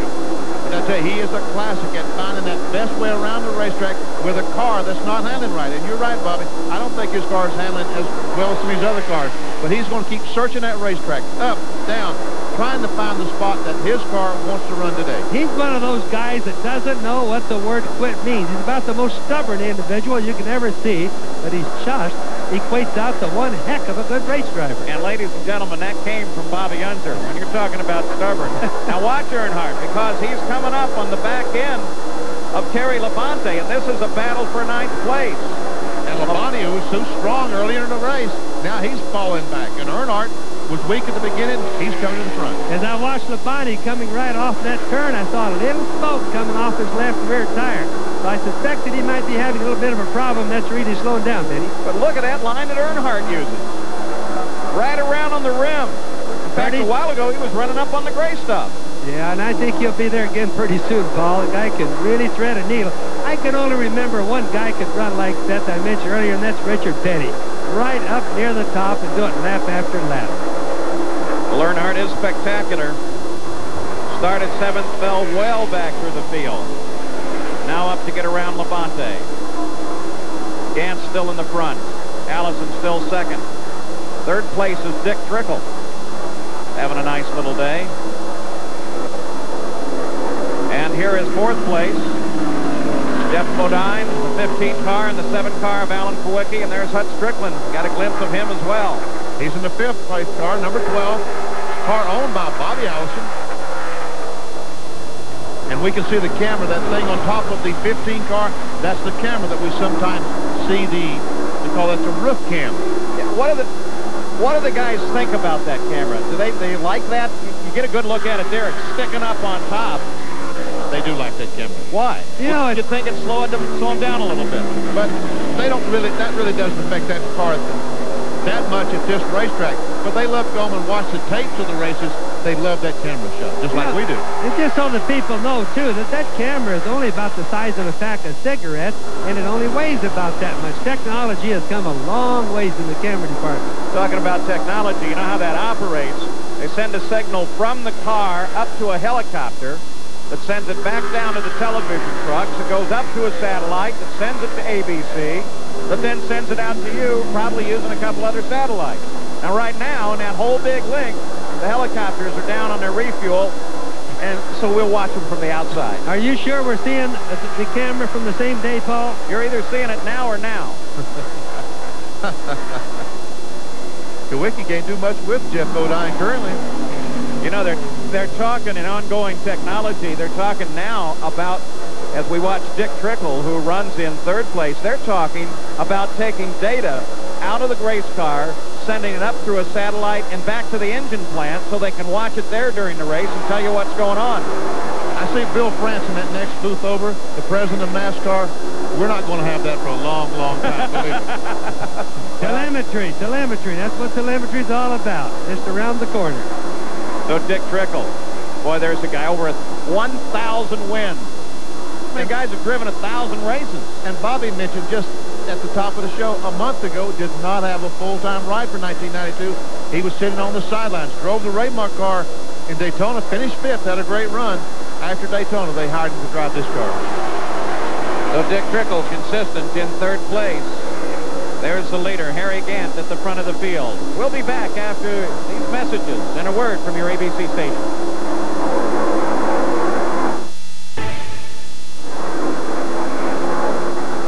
Harry Gant still leads the Motorcraft 500, and we have the word from the NASCAR officials now that very shortly they will go to the caution light again and give an opportunity for the crews to pick their cars in, bring the cars in. We have caution on the speedway right now.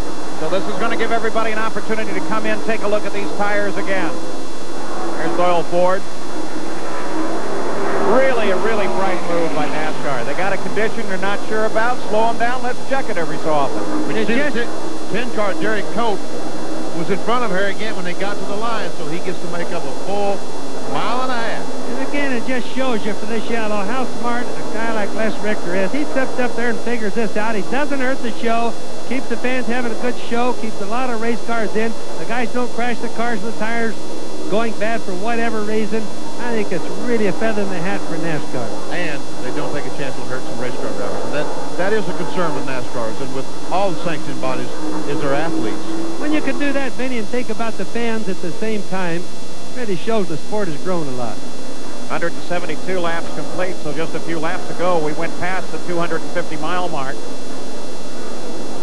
Dave Marcus pulls up alongside Harry Gant in the 71 car. Everybody anxious to take a look at pit road as the leader Harry Gant peels off and his crew waits for him. Of course, they'll replenish everything they can while he is in the pits. There's the crew. And Harry keeps the speed limit. Boy, you're out in front. You don't want to make any mistakes. 55 miles an hour. He knows that. They don't have a speedometer in the car. He knows that because they run him through the pits right at the start. They set the speed. He looks at the tachometer for the gear he's in, knows that's 55. Don't do any more than that. Boy, that's right, and I'm telling you, those NASCAR guys are really watching it. The guys that make the pit stops orderly, and the whole reason for this, so the folks know, is to stop the accidents that they were having in the pit. And it looks like they've done a super job of that. Going back to what we said at start, Bill Elliott. Is he going to dominate? Well, Bill Elliott runs in 17th place coming into this caution. And by the way, he was only 5.5 seconds from being lapped by Harry Gant. 22.3 seconds Gant is in and out of the pits. And Kyle Petty won the battle for second place. He comes out in second spot, and Davey Allison moves back to third. Dick Trickle fourth, Alan Kulwicki fifth. Second time today, Kyle's looked pretty good coming out of the pits. Kyle has had some great pit stops lately. There we see Davey. Well, that feels good when a crew does that, too, doesn't it? They'll smile at one another and celebrate. There's Kyle. Moved his Pontiac up into second spot. You know, we still see how important pit stops are. The guys that do the best are the guys that are in the front right now, and it's a lot easier to pass in the pits than it is on the racetrack. So this caution again, an opportunity to check the tires. They're still concerned about the radials here on the high banks, 24-degree banks at Atlanta.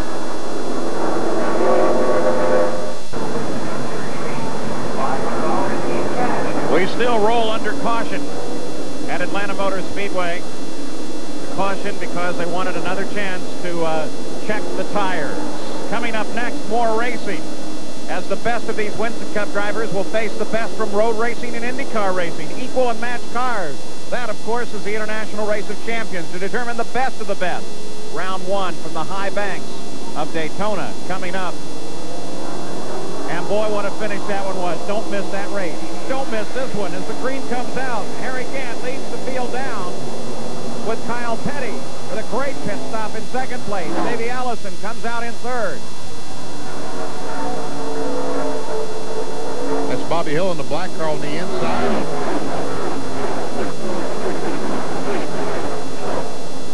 And there goes sponsorship on that car, isn't it? All the Irish from the St. Patrick's Day coming up, sponsored by Ireland. Seems appropriate.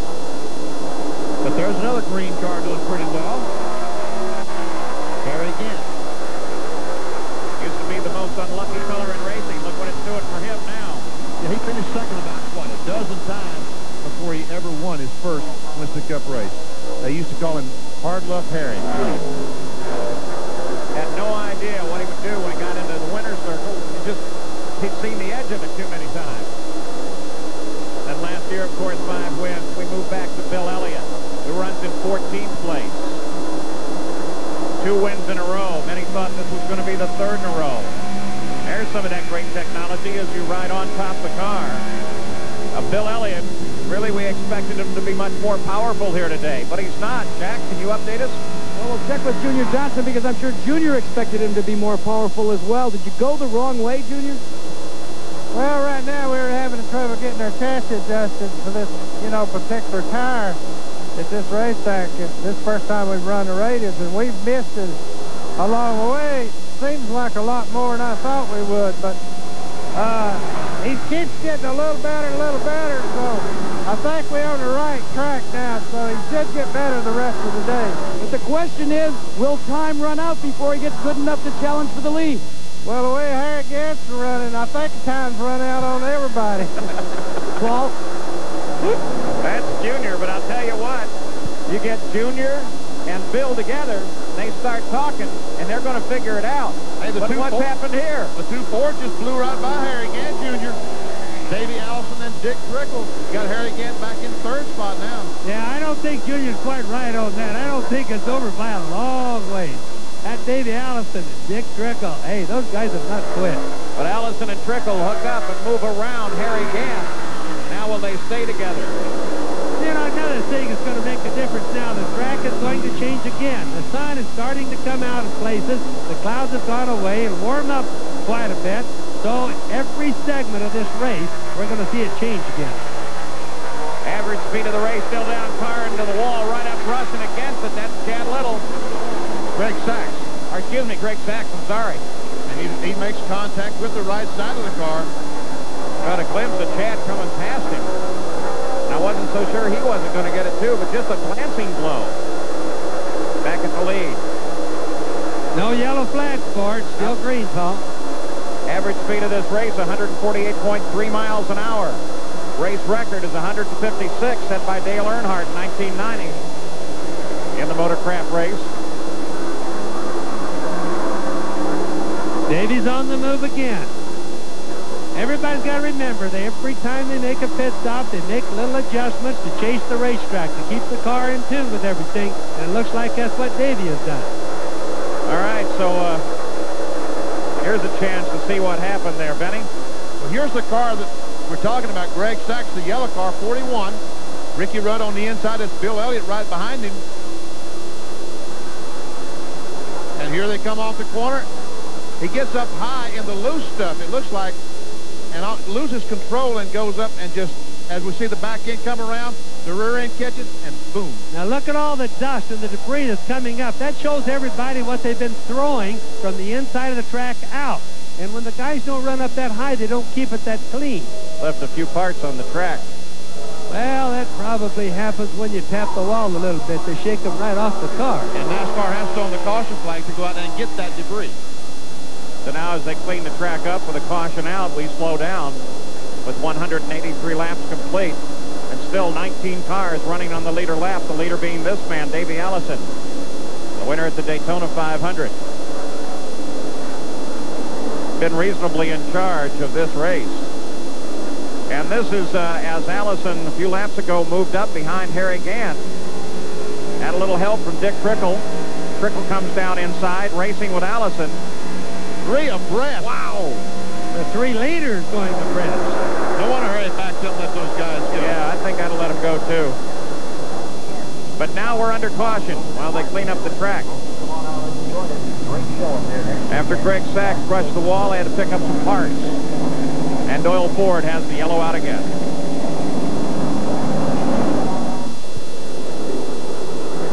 We're still under caution, but here was that pass, another angle. Watch Dick Trickle down on the inside as they both, Allison and Trickle, overhaul Harry Gant. I tell you what, that is close. I would think there's a tire mark on either side of those cars. Davis' car is black, so you really can't tell, but that's awfully close. Well, I don't know how Harry saw it, but he apparently perceived something was going on there. And Greg Sachs, his situation that brought out this caution. Just a moment ago, we see him lose control, goes up, the rear end smacks the wall. That's going to bring the front end around it. In this particular case, the wall saved him. But, of course, the construction of the cars make a difference. Let's go back 1965. Cale Yarborough. Watch him. Over the wall. The 1965 Southern 500. Well, it felt about like those astronauts been up space 8 days. It felt about like 8 days I was up there, too. How far did the car go, Cale? Oh, I don't know. It must have went 200 yards. And did you have any injuries at all? No, none whatsoever. I was lucky.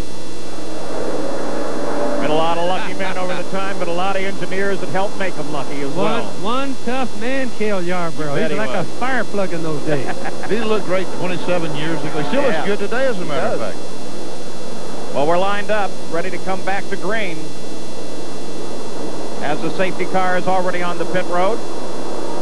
And it'll be Davey Allison in the 28 car leading them back to green, with Trickle lined up right behind him, then Gant and Kulwicki. Kulwicki has stayed in there. And Mark Martin, our pole sitter, worked his way back up to the 5th spot.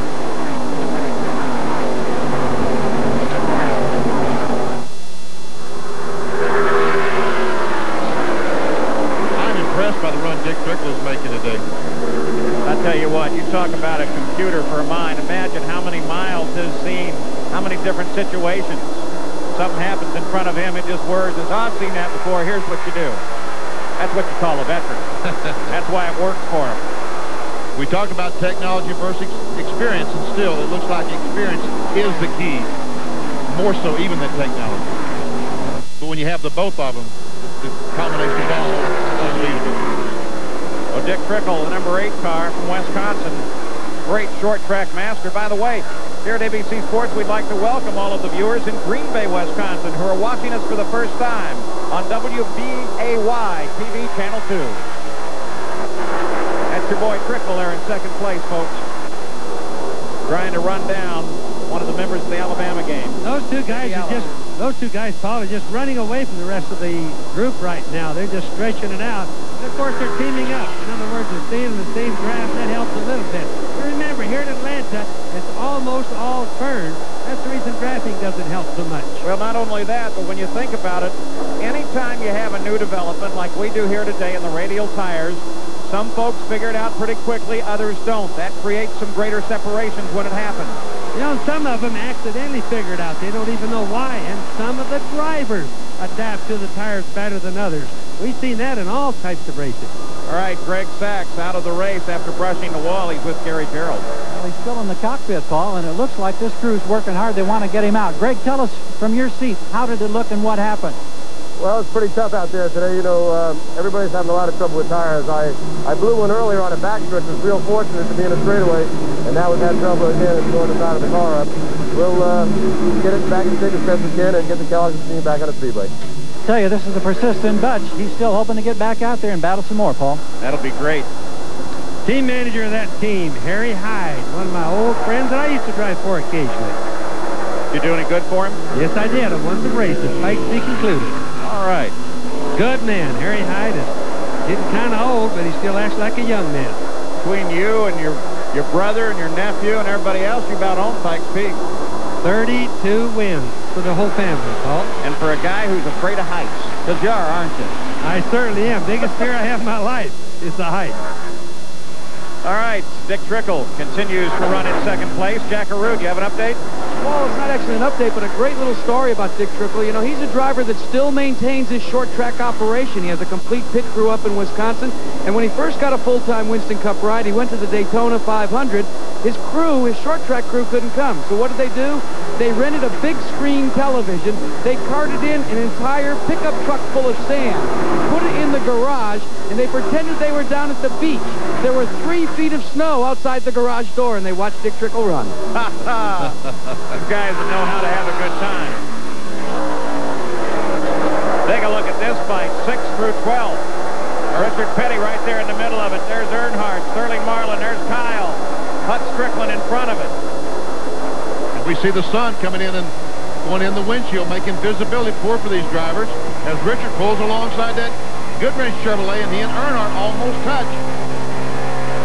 Almost leaning on Earnhardt. Kyle Petty, you see the 42 car just ahead of Earnhardt. I think it's good to remember these guys right back here who are not leading the race are probably driving and working a whole lot harder than the guys out in front. I guarantee you have to worry about who's behind you, who's in front of you, who's beside every lap. Air buffets you around when you get that many cars together. That's hard racing. That white car is Ted Musgrave as Kyle Petty moves up and goes by Ted. Meanwhile, Earnhardt has gotten by Richard. Also Sterling Marlin, now Ricky Rudd. Ricky Rudd comes in there as well. Rusty Wallace, the black car, just moved in the picture. There's Hut Strickland. Just the couple of red cars. Looks like Bodine, and there's also Charlie Glossback. We look forward to see Michael Waltrip as he battles with Terry Labonte. The 30-car of Waltrip goes high. This is a fight for 7th place. Terry Labonte's the car that we see occasionally smoke the left rear tire as he comes off that turn right there. Morgan Shepherd there as well, the 21 car, as he begins now to attack Labonte. Well, look at that yellow car, Mac Waltrip, right up against the wall up there. Real close. Shepherd working real well down low. Bodine sitting in there as well. Looks like Jeff Bodine has been able to get by the Glossback car. Yes, he pulls up right on the back bumper of Labonte. You know, it's so great to see the 90 car of Glossback in there.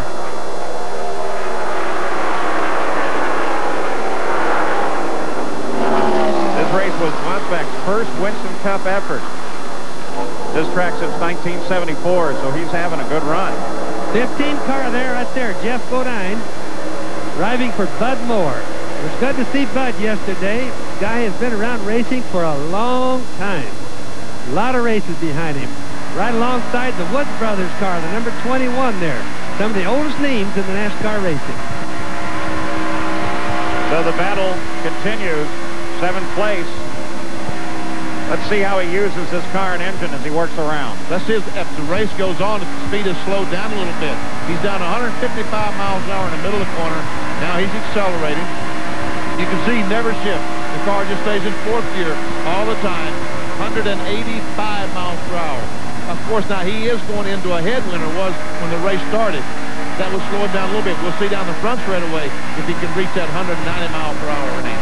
You just noticed the difference, Benny, as you said, between the drafting and the headwinds on the tachometer, on what it does now compared to what it did earlier, or whether he has a draft or doesn't have a draft. Occasionally you'll see a tap at the brake as he tries to keep his momentum in while still being aligned to the car that he's racing with. Sometimes you just may see that light, not really a brake, he just started over there for a second and touched it just enough to trigger the alert, but not really to get any brake into it. A lot of the guys just barely touched the brake, Paul, and you were so right on that, just to give them a little bit of confidence or to get the brake pedal a little bit closer, just in case they have to do it, because these guys are operating on fractions. They're not really operating as nice as it, or as easy as it shows sometimes. They really, something's going to happen, need an instant, just maybe a bit of brake and no more. Now, you know, there are people that will teach you not in racing to brake in a corner. You don't have much choice here, do you? Well, you do have a choice. You can back off just a little bit earlier and let the car drift in. But he's tapping the brake to keep the car on the bottom of the racetrack, to keep the car from pushing up the racetrack. Yeah, often if you just barely touch the brake, the front end settles, falls down a little bit, and he gets traction on the front, which is really important in a track like this. Well, just fight with Labonte continues. And he looks like he's finally able to get by Labonte. Past him. You saw that tack. You think these engines don't get a workout? Running that all afternoon for 500 miles? About 8 million miles. Engines are big bore engines, 358 cubic inches. Yeah, they're basically stock cars, even though they're all special parts that are made, that they're basically the stock design all the way. Back at the lead, Davey Allison in front, Trickle is second. IndyCar is now kicking up to 13,000 RPM. Oh, to see that on your track. No, I would get real nervous. You never ran with a speedometer. No. Would you have liked it? No, I don't think I could have driven with a speedometer. If I looked down and saw 190, I think I'd have to go in the pits. That's it. I'm going home. Fight at the front of the field. Dick Trickle, who has been consistent all day. Davey Allison. There you see the fact he's led 81 of the 203 laps that we have run thus far today. 328 laps of scheduled distance to make up the 500 miles of the Motorcraft 500. Here at Atlanta Motor Speedway, where they continue to make great improvements. A beautiful starter stand here now, all chrome and shiny. And a big sweep of grandstand in the first turn. It's magnificent. Look at that. See that grandstand there just outside? 21,000 seats was built here last summer. Opened up last November for the race. And I would think that this November the grandstand would be sold out. If you want to come to the Hooters 500 in November, you better get your tickets early because, folks, that will be Richard Petty's last race in the soccer. Well, you know, Benny, I look at that grandstand right now, and it's just nearly full. I mean, they've added a lot of seats this race, and yet it's still full. And it's the first race here of the season. Going to have condominiums on the backstretch. Going to move the main straight over there. Bobby Allison, by the way, was one of the best ever, scoring 85 Winston Cup wins.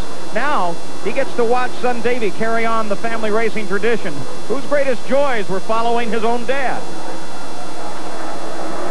There were times when it was tough, yeah, but, you know, I look back on it now, and he's always been my hero. And there's never been anybody else that's been my hero.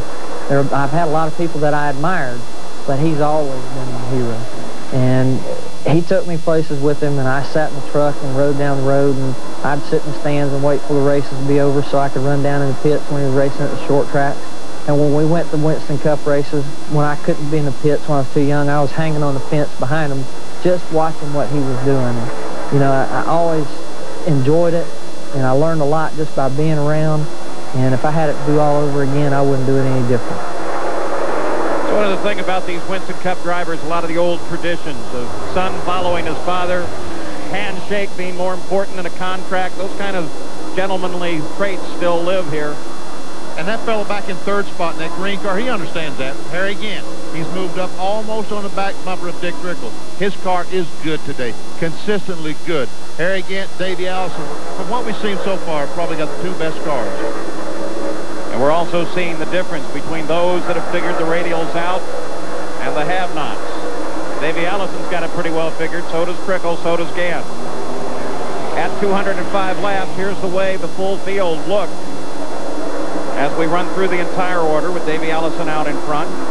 Dale Jarrett with a nice run there in 6th place, moving up. Morgan Shepherd looking good. Terry Labonte fell back quite a bit from his starting position. Rusty Wallace back in 15th. All those cars on the lead lap. Derek Cope, the 10 car, the last car on the lead lap. There we see those cars all 2 laps down. Rick Mass 3. Bobby Hamilton back 5 laps down. Bobby Hamilton replacing Ernie Irvin in that car. And those are all the cars that's running. These cars out of the race. Dorsey Schrader just fell out a few moments ago, as well as Buddy Baker. Kenny Bierswald. There Walter for the engine problem. Ken Schrader was the first yellow of the day when he slapped up against the wall. But Davey Allison still runs in front. Dick Trickle is second. Gant is third. We'll be back after these messages and a word from our ABC station. Fight continues at the Motorcraft 500 for second place. Dick Trickle holding off Harry Gant. Davey Allison still out in front. 3 of the top 7 have never won a Winston Cup race. They include that man there, the number 8 car, Dick Trickle. Now let's go back. Remember, Sterling Marlin started in 6th place. But Junior Johnson kind of admitted they missed the setup on this car. He had a lot of trouble early on. He's now running in 20th place. His father was a race driver, Cuckoo Marlin. Many times a champion in Nashville, Tennessee. One heck of a good driver. I remember him when I was a kid, Paul. Yeah, I got to tell you a story about Cuckoo and Sterling. They have some cows back in Columbia, Tennessee, and one day they had to put the tick disinfectant on the cows, right? So they put them up in the chute. Sterling, he's got the swab pouring the stuff down the cow's back, letting it pour off and killing all the critters on the cow. Well, Cuckoo decided while they got him in the chute, he'll brand the cow. And like all the rest of us, they never read the instructions. What they was putting on the cow was highly flammable. Oh, no. Sterling runs it down the cow's back. He puts the branding iron and sets the cow on fire. Oh, no. Sterling says, office scene you ever seen trying to put the poor cow out. Did they get the cow? Oh, yeah, they got the cow. Cow's all right. Cow was okay. But Cow didn't like it. Next time they read the instructions, and folks always read the instructions. Next time they tried to get the cow in the chute there, it argued with him, I'll bet. No. 20th place, Sterling Marlin. Davey Allison still runs in front, has little breathing room right now. The fight continues at 2nd and 3rd. There they are, Dick Trickle, the 8 car, Harry Gant, the 33. Trickle's car still running awfully well on the bottom of the racetrack. Gant still on the bottom of the racetrack. The 66 car, that's Chad Little. Car owned by Cale Yarborough, we saw just a moment ago, flew out of the racetrack in Darlington in 1965. He's the owner of that number 66 car. Interval burst to 2nd. Now down to a 2nd, so they are closing down on Davey Allison. Gant works the high side. Watch as we go around the track with a camera on how wide the groove is now. Goes clear from almost clear down the white line there, almost up to the wall. Look right there how close the black is getting to the wall. Shows you how hard the guys hunt for the dry spots. And of course it shows you how close they get to the wall also. Gant making a couple of moves there. Depending on the aerodynamics of these cars, when Gant moves a little to the left like that, and he's that close, what effect does that have on Dick Trickle's car? I don't think it has very much, especially in the corners, because there's so much strain on the springs, the shocks. The car is loaded so heavily. I don't think it makes a lot of difference on the car. Do you, Bobby? Take a look forward to first place. There he is, the 28 car, Davey Allison. You think that makes much difference aerodynamically with all the load they have on these cars? Well, I really do, Benny, but maybe not a big bunch like Daytona would or Talladega, but it makes a difference here because it tightens the guy down, and it just feels good. If you can remember, if you've got a guy running on your left rear low, and you're handling good, you really feel secure. Well, I'll tell you, these stock cars are hard to drive, a lot harder than people think, because they don't have a lot of aerodynamics pushing them into the ground. If that's true, is the other side true? If I move up and to the right, get outside him, does that loosen him up? Makes your rear end loose, and see, all of these guys know that, Paul, and they'll run. Like, for example, Harry Gant and Dick Trickle. If Gant sees that Trickle has a weakness, whichever way it might be, he'll go for that weakness, just like a wolf would be trying to get a little mouse in the field. A lot of tires were mounted before the start of this race. Let's go to Gary Gerald. Paul, a lot of tires are being used because at every one of these yellows, they've been changing tires. And here behind Davey Allison's pit, there are sets of used tires over on this side. They're on their 5th set of the day now on the car.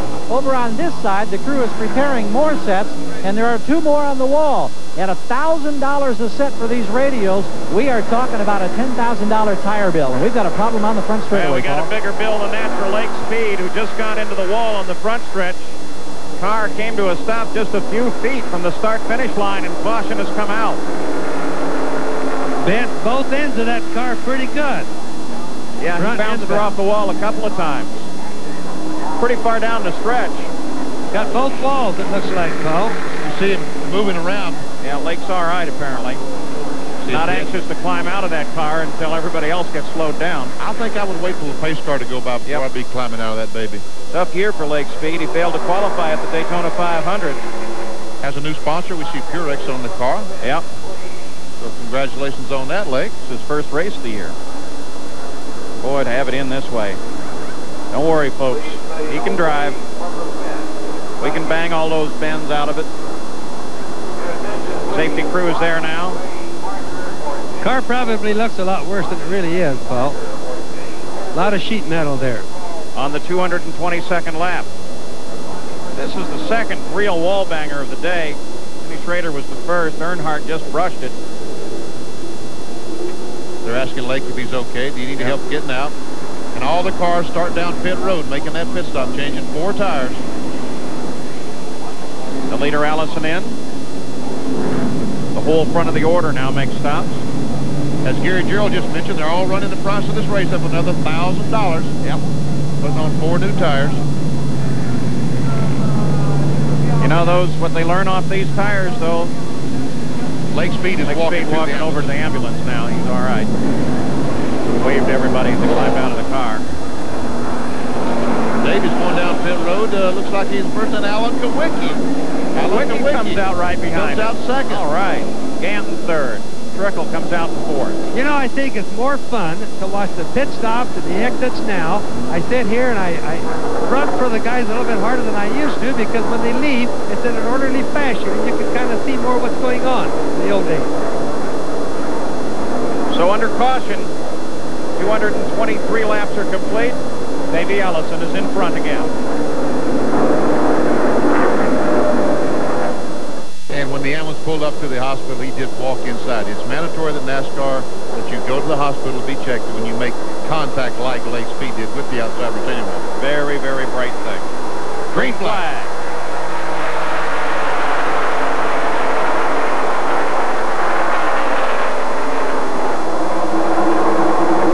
The car is high on the lead lap as Allison pulls away from Kawicki. Harry Gant runs in third. Trickle is fourth. And look at Harry Gant just pull up on the inside of Kawicki.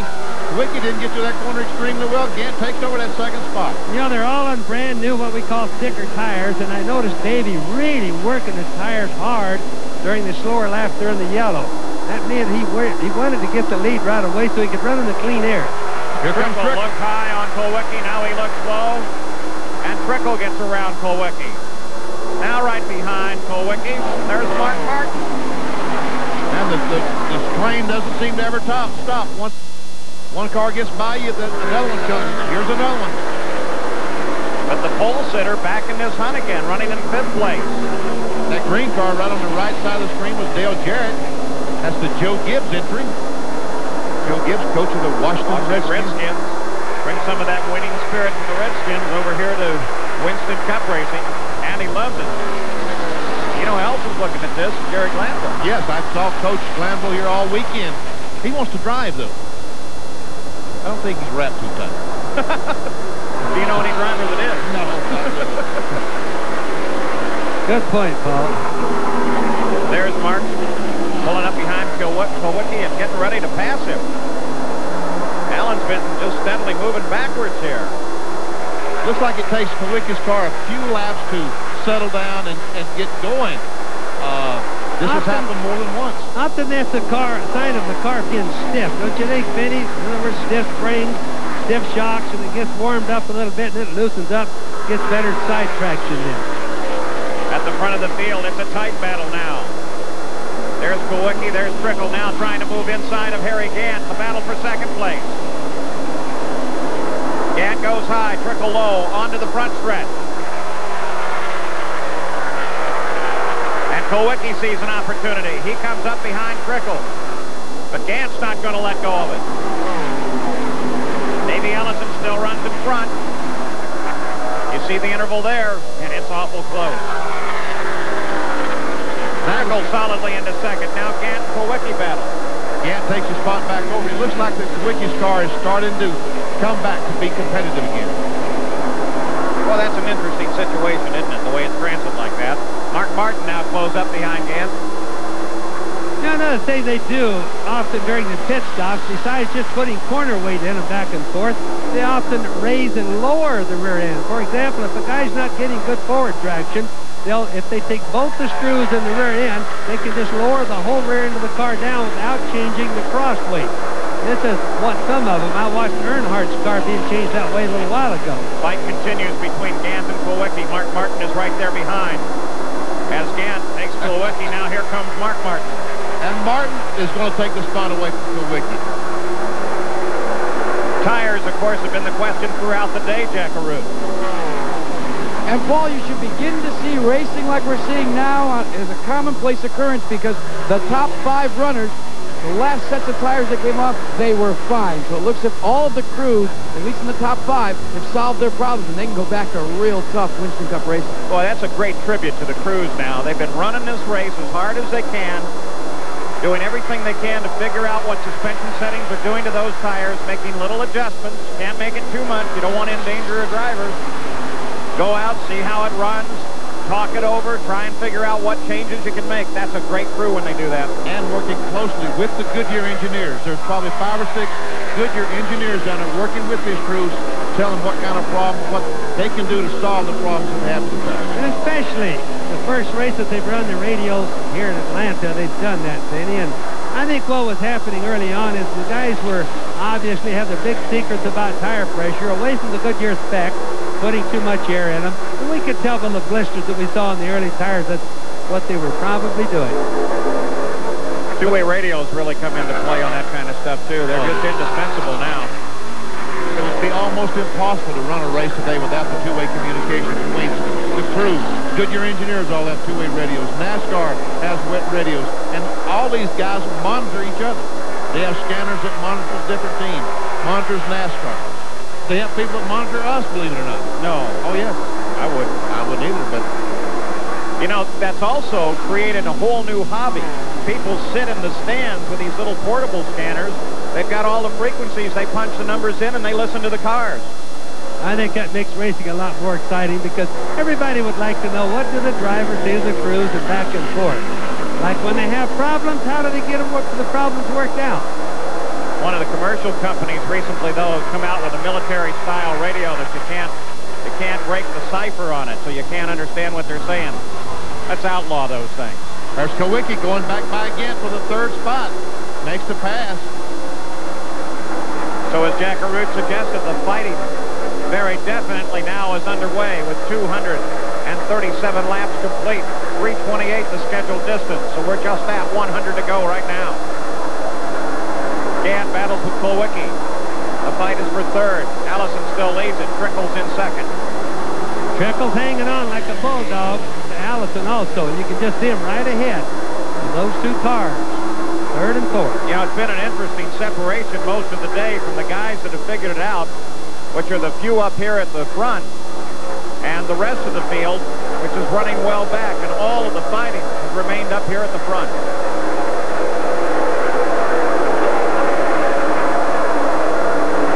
The one car that was so dominant early on, Terry Labonte, about middle ways of the race, started going the other direction, and he just can't seem to find the handle now. He's back in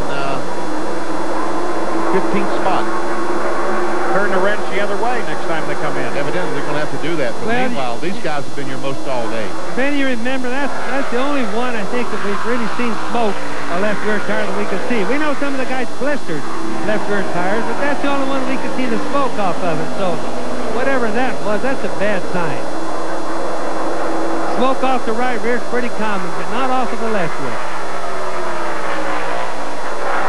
So Kulwicki settles down now with Gant watching him. Allison and Trickle pulling away, but already Harry's coming back at him. I mean, it looks like you just got to run every lap like qualifying, otherwise somebody's going to pass you.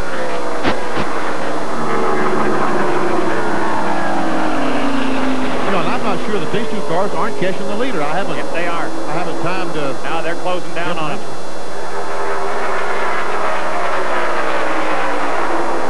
So with this fight between Harry Gant and Alan Kulwicki, they close down. On second place, Dick Trickle, and first place, Davey Allison. I think Davey also is being a very smart driver. He's a very mature driver. I'm not too sure that he's trying to see how far he can get away. Or in other words, maybe try to save enough tires where he's going to be able to race somebody if they do get up there and win the challenge. They're the leaders. There's Davey. There's Trickle. And Trickle's right there chasing him. That black car running third again, Bobby Hillen, and there comes Kulwicki and Harry Gant. So it's still anybody's race. You need to think about that Dick Trickle now. From not having any race car to drive at all to leading some of this race and certainly running in top of the three most of the day. Average speed at 145 miles an hour is still well under Dale Earnhardt's record set here. The spring race in 1990, 156.8 miles an hour is the race record. Look at the tire marks right on the side of that number 7. That shows you how close they run sometimes. Yeah, he's been in a street fight. And I tell you, you really don't want to do that at 190 miles an hour. That really scares these drivers. On the short tracks at 80, 90 miles per hour, it's not too bad to drive up beside somebody and put a tire mark on some of it. Not at this speed. There's Dale Jarrett. That's the guy we was talking about. The car is owned by Joe Gibbs. Interstate battery car. And Coach Gibbs has been around the races. He's probably here today. I haven't seen him, but I'm sure he's here today. And pretty race car. Pretty paint job. Jarrett runs right now in 7th place. Maybe we check in the pit, see if the coach is here. Gary? Paul, indeed, he is here. Joe Gibbs, the Super Bowl winning coach of the Washington Redskins, watching Dale Jarrett. 7th place right now. Give us an assessment of this day thus far for your team, Coach. Well, it's been a tough day. It's been mostly tires, but proud of Dale. He's kind of moved his way from 17th to 6th.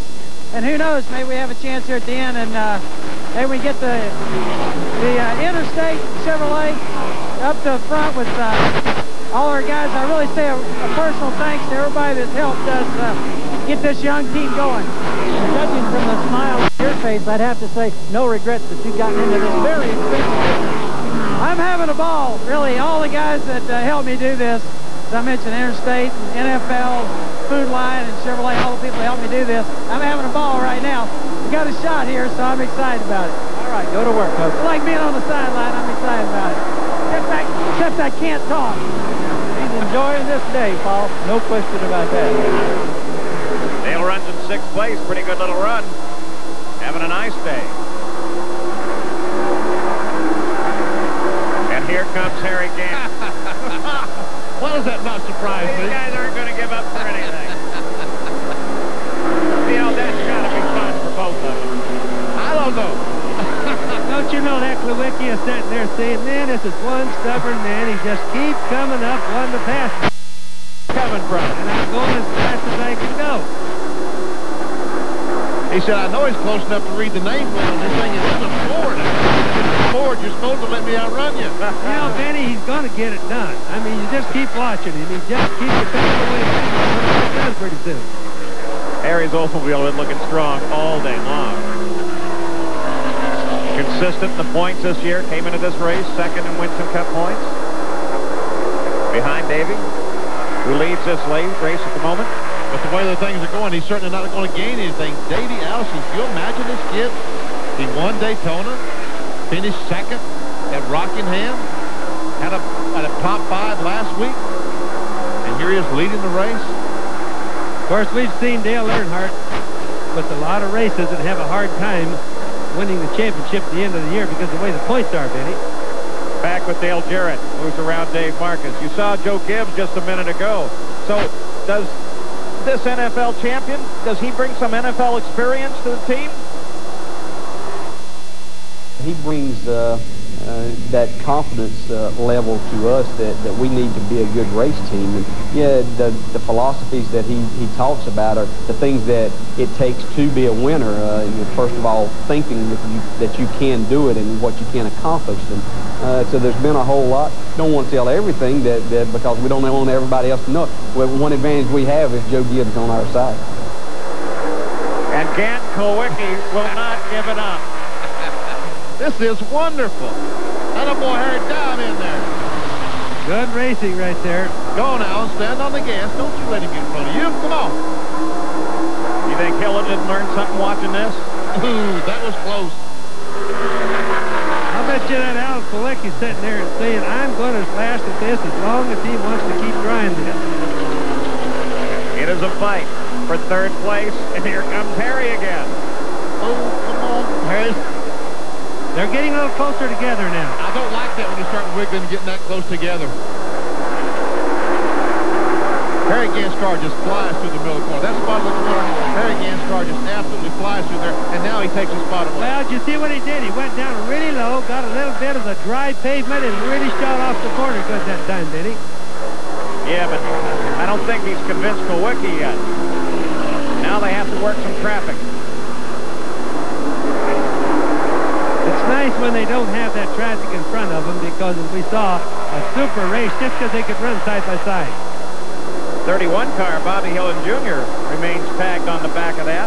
I'm just going to say he's been running pretty good with those guys. He's not running on the leader lap. He's a couple of, about 5 laps off the pace, running in 25th position. And here is Earnhardt as he's around Kyle Petty and picks up 6th place. Earnhardt, you talk about determination. This guy is determined to run as hard as he can every lap. Now you can't see the 3 on the left door. That tells me that a tire has been there. Does that surprise you, Benny? No, that does not surprise me. That's why that's a great big 3 on that door. They know that it's likely there's going to be something that Dale's going to want to lean against at one time, and he still wants to be able to read the number. I'll bet they've changed everything but the paint job on Dale's car today, and he just gradually and slowly is working up now in 6th place. We're, of course, back at the front of the field. Man that's occupied that position most of the day, the 28 car of Davey Allison. But with Dick Trickle sitting right behind him and working him at every corner. And here's our pole sitter, Mark Martin, on pit road. This is an unscheduled stop for Mark. That's a bad sign. The Rouse car, Martin, rolls down the track and into the very last pit. Pit number 1, the crew ready to go to work on that car. Changing 4 tires. While the right side lug nuts are coming off, there's a man on the left side there. We see him going back to the left rear. He's taking those lug nuts off. But they're not raising the hood, Benny, so that means they probably think they have a tire problem. Probably think the tire's blistered. He has been lapped. He has been lapped. He's now a lap down. Full load of gas on the car, and they send him back out 22 seconds. At the 255th lap with 328. And here comes Davey Allison off down the front straightaway. If he could catch Mark Martin and pass him again, that would put him 2 laps down. But it looks like Mark is going to get the car going. Yeah, he's on the back straightaway now. Looks like he's okay. Fast pit stop. But an unscheduled one. Beginning now to set the scene for the finish of this race. They all work on one another, find out the strengths, find out the weaknesses. Well, Mark Martin in and out quickly. Probably a tire problem, eh, Gary Gerald?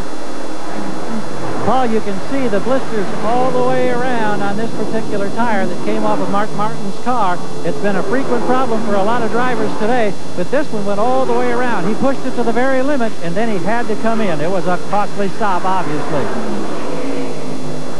That's been a problem for many. Some have figured it out, most notably these two guys, Davey Allison and Dick Trickle. We look through the race. At the conclusion of 250 laps, 7 laps ago, Davey Allison was in front. Average speed well down, well off the record. Lead changes continue, though Davey's been strong throughout. 6 caution flags. Good portion of the field still remaining.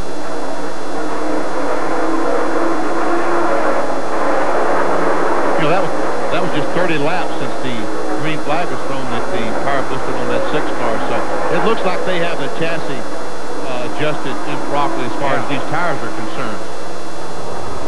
Well, some have problems and some don't. Some of the cars have not had any problems all day in the race. And yet some of them seem to have them pretty frequently. So that's strictly chassis problems. They just don't understand these tires, radial tires for the Atlanta racetrack. Ford's got about 170 laps, 179 laps in the lead thus far today. Harry Gann, the old, 66.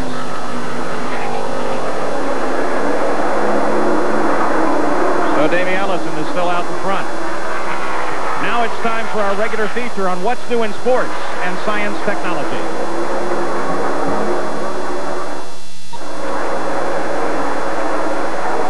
With 265 laps of the 328 lap scheduled distance complete, the fight continues at the front between these two, Davey Allison and Dick Trickle. Davey's clinched 5 additional points for leading the most laps in this race. He also got 5 earlier for leading a single lap. But Trickle is tenacious. He just hangs right on there. As we talked about the Stavola brothers who own that car, they haven't won a race with their team since Bobby Allison won the Daytona 500 in 1988. They're a couple of nice guys, nice team, really nice race team to be with. It's a good ride for Dick Trickle, who has had his problems getting good rides up here, and I don't understand why. I'm not sure I do either. Maybe he's a little bit too old, you know, for a long-term relationship with sponsors and what have you, because he is 50 years old. And his reputation is short track driver. All these 1,000 wins and more that we talk about him having is in short tracks. He was probably the best short track stock car driver in the United States for many years. Look at him, he closes right up behind. We go back to Bill Elliott alongside Jeff Bodine. They battle for 9th. Bill Elliott, who we expected so much from, was looking for 3 in a row. And he takes that 9th spot away from Jeff Bodine. And as Junior Johnson said a little bit earlier on the television, that the car is off and it's off a bunch, but they're going to keep working on it till the end of the race, and hopefully they can get it fixed a little bit better.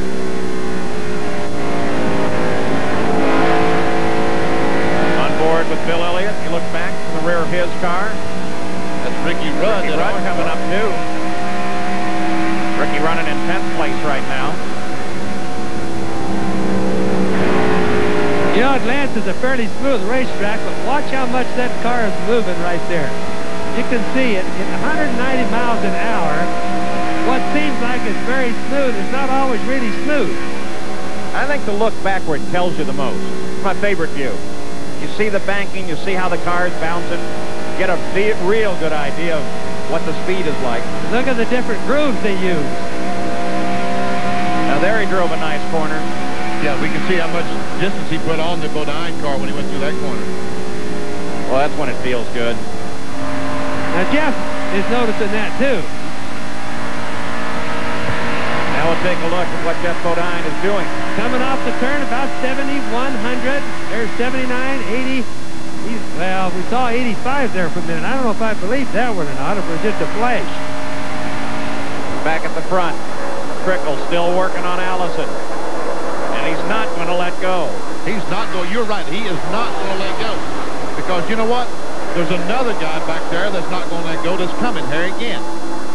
You know, Trickle does real well here in Atlanta. 3 years ago, Trickle was hired by the Stavola brothers when Mike Alexander was sidelined by an injury. In Trickle's second start, this is Hut Strickland in. Second time in, too. Second time in, he was in just a few laps ago. They had the hood up then, and it goes back up again. So not, as I said earlier, that is not a good sign. When the hood goes up on a race car, you got problems. Trickle's second start with Stavola here, he finished in third place. While we call this track a super speedway, while it has a 24-degree banking, is there some characteristics of the short tracks that are there that allows a Trickle to do well and Earnhardt to do so well? Exactly. In the middle of the corner, when these cars get back on the throttle, the guy that can get back on quicker and harder is the guy that's going to win. You got to remember the laps here, 100 and just right at 180 miles an hour laps. That's really fast for a car that's this big and this heavy. The handling is so extremely important here. And Paul, I think Dick Trickle thinks that this is a short track because he always goes good here. 10th place, Ricky Rudd is in. You saw him in that battle with Elliott and Jeff Bodine a few moments ago. Routine stop there. Now we begin to wonder, how will they cycle these stops out to the finish, especially for these two? They should be running parallel with one another. They have been all the race. We see some smoke coming out of that 12 car, so evidently he has an oil leak or yeah, whatever the problem is there for Hutt, it's still there.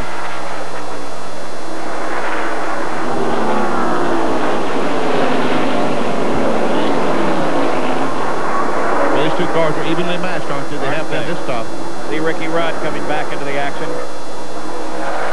Just love to watch this kind of thing. Listen to the motors.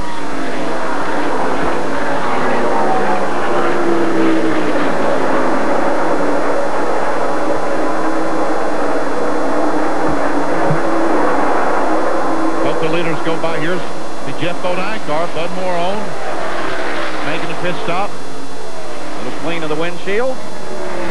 This was the Unical Pit Crew champions of last year, and every one of these guys except one were over 50 years old.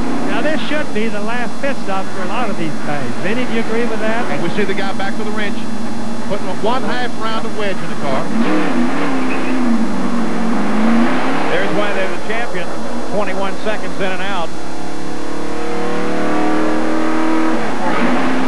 4 more seconds, they would have waxed and washed it. That's second gear probably, maybe third gear. He still isn't in high. There he just dumped it into high gear. And we can't use telemetry in the pits. And here comes Earnhardt. Again, this is going to be the last stage of pit stop. Unless something changes the race, they can make it to the end now, so all their strategy is going to come to a peak right from now till the end of the race. 276 laps complete, 277 now. The leaders remain out. Now this is the first time we haven't seen any adjustments going on in the back of Dale's car. They're not back there changing the height, not changing the rear weight either side. Left side tires being changed now. No mechanical things. No chassis adjustments. 21 seconds, and Earnhardt is back on the road. Been a nice, safe race. Most serious incident was Sachs when he got into the wall. He's okay. I don't know. Lake Speed might have Speed, I think, yeah, I'm sorry, Lake Speed. Or Kenny Slater. Let's don't forget him. He backed in pretty good. But all those fellas were okay. They're fine. They're all fine. Greatest potential. Greatest potential for injury, yes. Ernie safety of the Winston Cup car. So when do these cars make their stop? There's Trickle still in there fighting. And Ricky Rudd trying to get back on the lead. So you can see what an advantage those new tires are. That's why these fellows change every time they go in, because just look at the traction that Ricky Rudd is getting. I guess new tires are always going to be faster than old ones, and it'll always show up on the racetrack. Guys would like to have them, but they can't always get it. Rudd in the 5 car is well back. He's got about 3 miles to make up if he wants to get back up and race with the leaders. Now, what about the strategy for these cars out in front? What are they thinking in the Davey Allison pit, Jackaroo? Well, Paul, what they're thinking is they want to take, in the next 2 or 3 laps, they will be pitting what they hope will be for the final time, and they want to take a little bit of bite out of the car. They'll use this ratchet wrench in the back. They will take some bite out, loosen the car up just a little bit. That is the only change they're going to make, besides adding 22 gallons of fuel. Let's go to Gary Gerald and see what some of the other competitors will do in their pit stop. Well, Jack, we're here in the Stavola Brothers pit. Incidentally, Billy Stavola will celebrate his 45th birthday tomorrow. He'd love to have a birthday present with a win in this race, as with his driver, Dick Trickle. They're anticipating their stop in the next few laps. They're happy with the way his car is working. They've been stalking the leader consistently. They get ready to go to work now and prepare for the final servicing of the day. So if Allison's going to loosen it up a little bit, he feels comfortable with it? And wants to get it a little more racing? Wants to get it a little bit more racing. And we can see he is backing off. He's coming in the pits. So the leader, the 28 car, that's Davey Allison for what should be his final stop of the day. You've heard what they expect. There's Trickle right behind him. Trickle's following him, and here comes Harry again. All three, first three. What the leader does, the other guys that basically have to do if they're close. All right, Jackaroo waits for Davey Allison. Davey Allison, who earlier today had to change his 5th engine, as we watch Dick Trickle and Davey Allison's crews go to work in what should be the final pit stops. They have made the adjustment on Davey Allison's car. They are going to go for 4 tires on Allison, and the Trickle stop continues as well. This will be, hopefully, the last stop for either of these, providing the race goes to the end of the race without caution. He is away. Well, Davey Allison pulls out. And Trickle just now is moving. Has some trouble on the right rear of Trickle's car, and that is going to cost him. And Gant and Allison are bumper to bumper. Look at that. Gant slides right in there. Gant was a little further down the pits, and it worked for him here as they come back up to speed. And one car takes a quick spin. And the caution flag is out. Like Wallace, we're going to have a caution. And Bill Elliott is the leader. I think they've got to race Elliott back to the line. They may be a lap down to Elliott. Unbelievable situation now. Boy, that's the type of thing that you never can count on. Here they run back to the line. There comes Elliott. He beats him. Elliott leads him to the line. He may have him a lap down. We'll have to wait for scoring to see. Boy, you talk about something changing in a hurry here. Now, that's really going to change this race a little bit. Or it could change it. Now I wonder what the situation is in the Junior Johnson pit. Are they ready to go racing now? Do they have that car tuned in? Our board, our NASCAR monitor, says that Bill Elliott, in fact, did not make a pit stop and has these cars a lap down. Unbelievable change of events here as we move to the closing laps of this race. Bill Elliott, who was not truly in the fight all day, that car. The Junior Johnson team's been working with it. And with the luck of the caution, now he sits in front. Jackaroo, what's their strategy now? Paul, their strategy right now is to break out and smile. As soon as they heard that they were on a lap by themselves with this caution, Tim Brewer and Junior Johnson looked at each other and literally just started smiling. Elliott is coming in now to get what should be his final pit stop underway, and it will be under the luxury of caution. And he will be the only car on the pit road, because only the cars on the lead lap can pit now, and he's the only car on the lead lap. It's nice to be good. It's also real nice to be lucky. You talk about luck. Now, this is one of the darndest things I've seen. I mean, he really gained an advantage here. Theoretically, let something happen, they can't catch him, Paul. Boy, what a reversal. Davey Allison, Dick Trickle, Harry Gant been battling hammer and tong the entire way. Elliott hasn't been part of the fight, and all of a sudden, here he is. Jack, nice smooth top for him. And you know what, guys? You would be hard-pressed to be convinced that this is under the luxury of caution. These guys have taken it very seriously. They've changed all 4 tires. They've completed their work. And let's see if we can get a word with Tim Brewer. Tim, Unbelievable. The luck of the draw, the caution comes out, and lo and behold, you're the only car on pit road. Well, you know, Jack, we learned this together back in '81. You know, you'd rather be lucky than good any day, but no, that's characteristics of a Winston Cup racing. You know, you go on and do what you're supposed to be doing, do what you got to do to your car, and just keep working. I mean, you know, you ain't never out till they drop that checkered flag up there, and we sure ain't out of this one yet. I think that says it all, guys. Another definition of luck is preparation added to opportunity. As Bill Elliott inherits the lead with a caution, and we're going to have a horse race.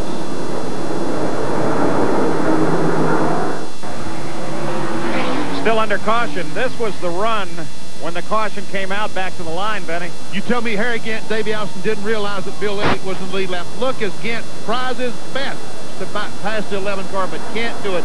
And that's how much he lacked, making up a lap and a half. So Bill Elliott's situation now.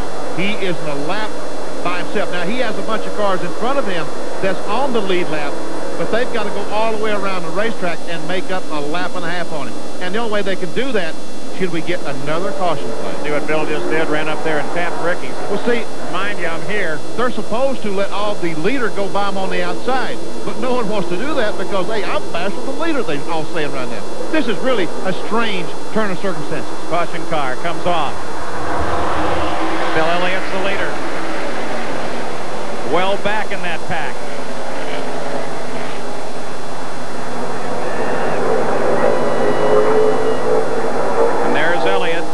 Just off the right, you saw him a second ago. There he is. And the 90 car didn't get going that time, almost caused a big crash, but there goes Elliott. Something happened to Glossback, it appears.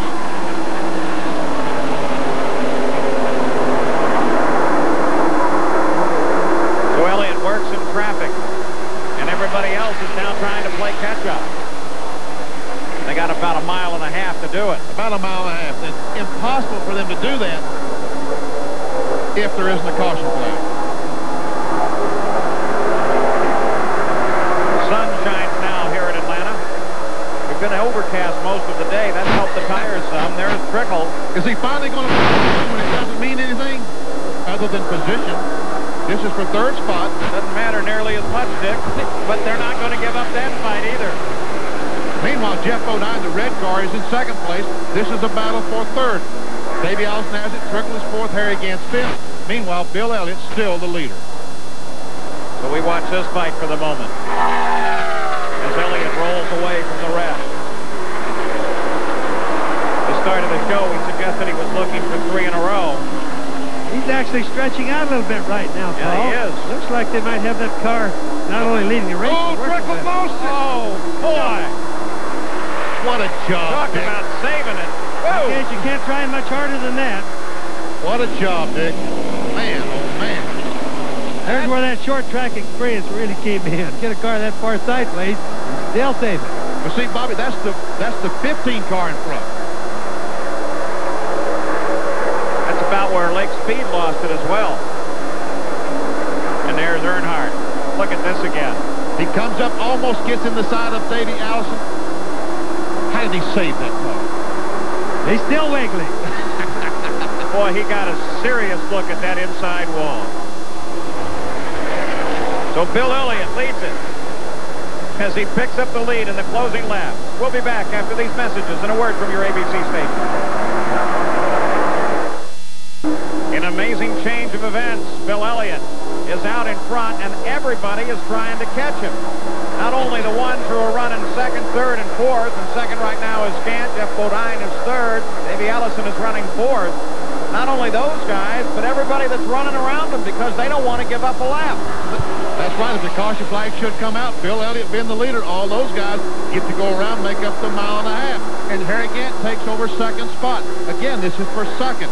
That's Jeff Bodine 15. He's third. Davey Allison is fourth. And just so the people know, the other guys have to go all the way around. I even got lost a little while ago myself because things were just happening so fast. But Bill is actually maybe in the middle of the pack running, but he's actually leading the race. That's so unusual. You're getting lost, Bobby. Well, I did. I got so excited about it, I picked the first red car out front. Look at Harry Gant wiggle down that straightaway. Yep. We've seen a little bit of that now. It might be getting pretty slick out there, don't you think? Now you got the hot sun coming down on the track where we've been overcast most of the day. Yes, that does change this racetrack dramatically when the sun comes out. And keep in mind, you got Harry Gant, you got Davey Allison, those guys that are look like they're hit on the racetrack are really behind, but a yellow flag is what they need to save them or let them take a run for the end of the race for a win, Paul. You see behind Davey, there's Colwicky and Trickle as they continue in their fight. As they now chase Jeff Bodine, and Davey looks for an opening. Tries to get by Jeff Bodine.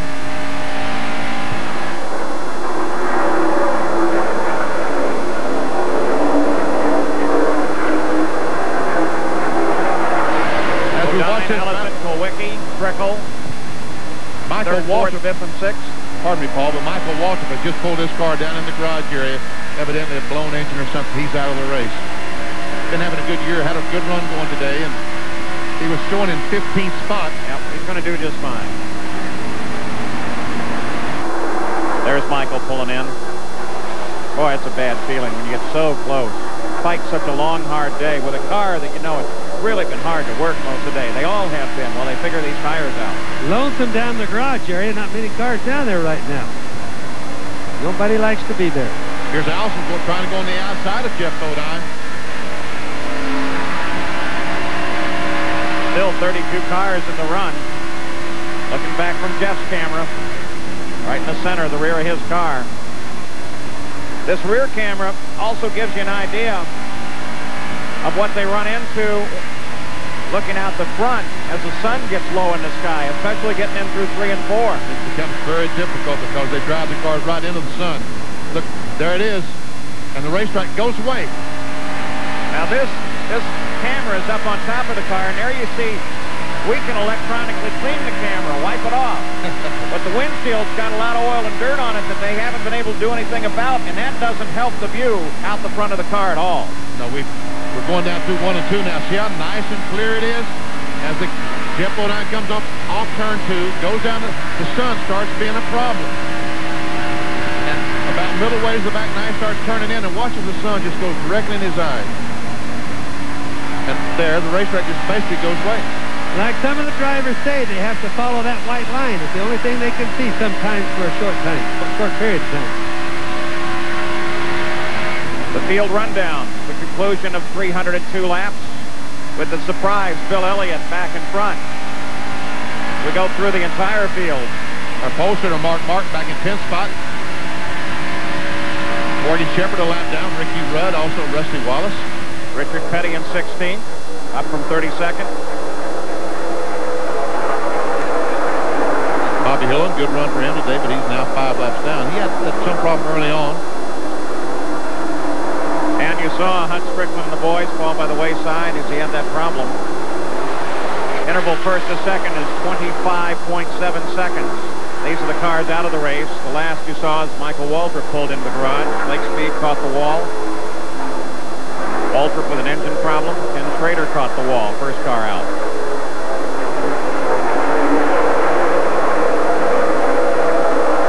Davey Allison still trying his best to get by Jeff Bodine. And just behind Davey, we see a black car. Dale Earnhardt got his car running pretty good now. He's in 7th spot, trying to get by Trickle. He did get by Alan Kowicki. 306 laps of 328 now complete. Dale Earnhardt's really been running hard. Gaining some ground. Running awfully close to the wall. Really going hard though right now. But Bill Elliott is well out in front and cruising. If Elliott can do it 3 in a row, the last time that happened was Rusty Wallace in 1989. 17 laps to go, and guess who's in third now? Dale Earnhardt. He picked 2 of them off in 2 laps. And here's our leader, Bill Elliott. Look at that distance. Yeah, folks, what happened? Let me try to explain what happened.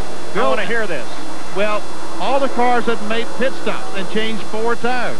And going down pit road slow and whatever, it takes a couple of laps to do that. But Bill Elliott has stayed out there, did not pit. He has a lap on the field. This is how far.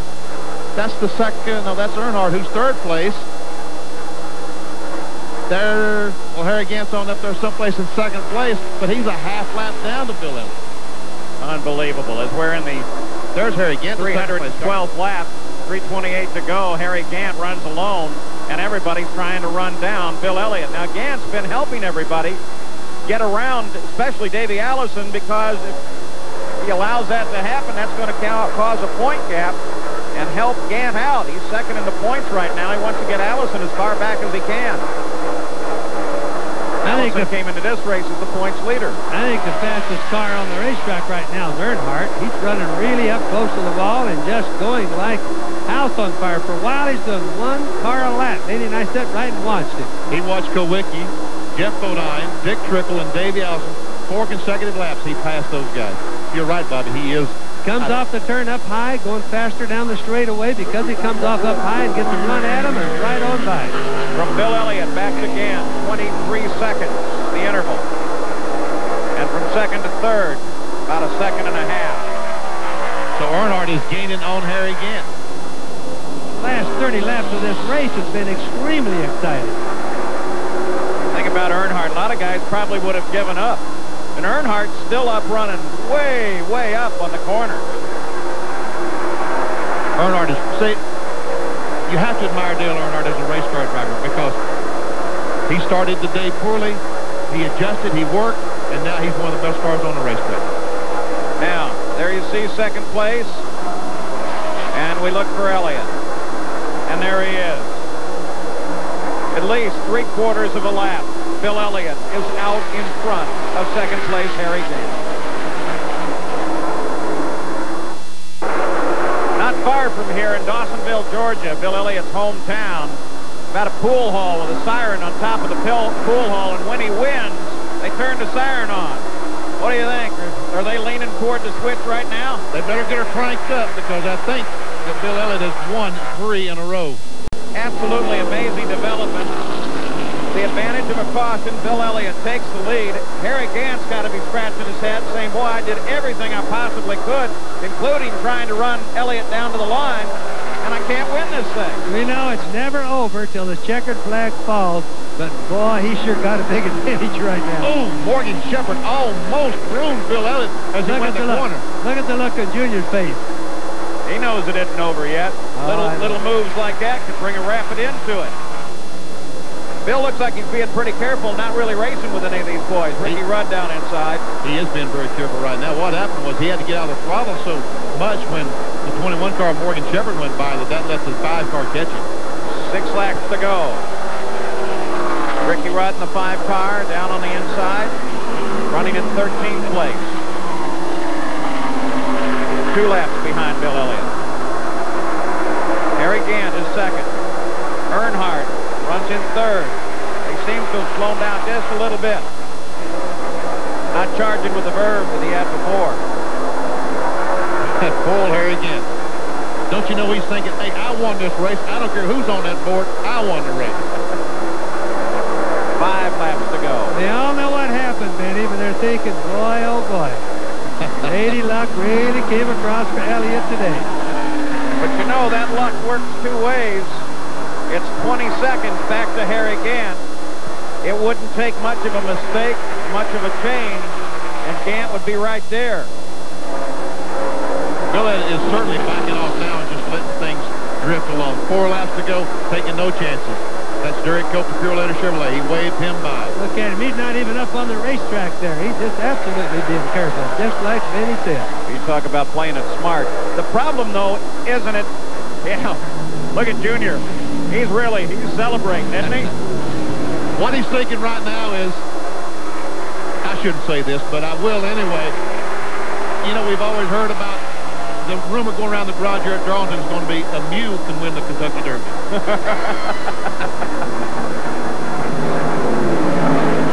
Junior Johnson used to be one heck of a race driver himself.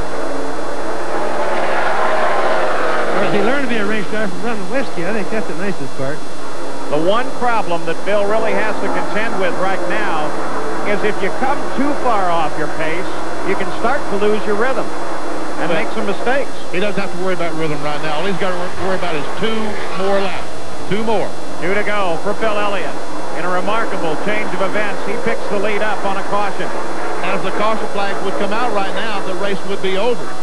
So as long as he doesn't hit anything or nothing happens to that car, he will win. All he doesn't want to be is the caution. That's correct. So Bill Elliott works it off the corners.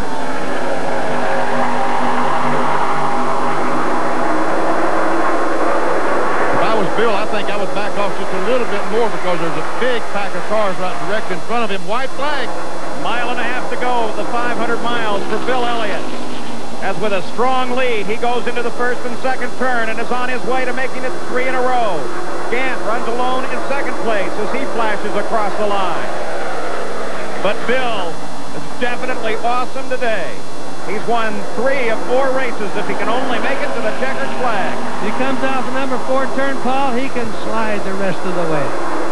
And here comes Bill Elliott.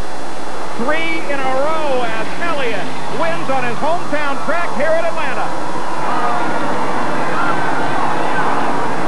Unbelievable.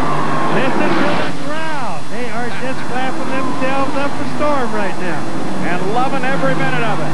Here comes Gant across the line for second place. And there is Richard Petty finishing 16th, starting 32nd. On his fan appreciation tour, the margin of victory a giant 18.2 seconds. As Bill Elliott puts his Ford in front and wins it in the Motorcraft 500. Bill Elliott and Lady Luck. I can't wait to hear this victory lane interview. And that crowd's not moving. They love it. This is his hometown track, and they love Awesome Bill down here. On the pit road now. Rusty Wallace in front of him. We didn't see much of Rusty today. Look at him wave. Congratulations, Bill. Beautiful day. Still, in the points, he's going to trail Davey Ellison by 58 points. And Elliott and Gant are now tied for second in the points.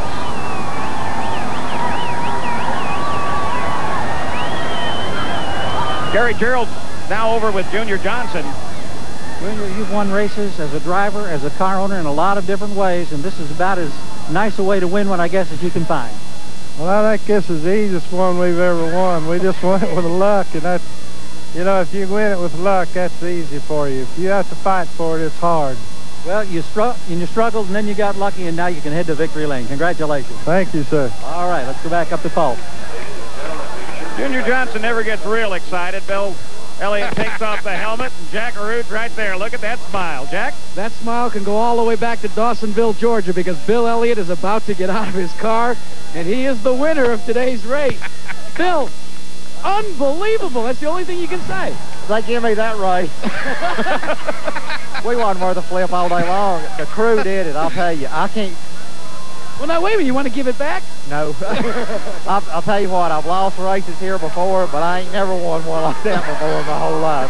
When you saw the caution come out, what went through your mind? Well, I knew Gant was coming, and I held him off back to the line. And I knew I wasn't that good, but I knew I was good enough to win the race, and that's all that counted. Early on, we talked a lot about the fact that you guys decided to go with a different setup than what you had practiced all week.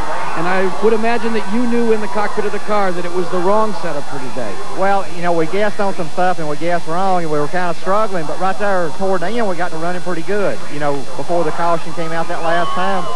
And, you know, we were running good enough to be in the position to be on the lead lap and be a lap by ourselves whenever everybody else pitted. So that's what kept us alive all day long.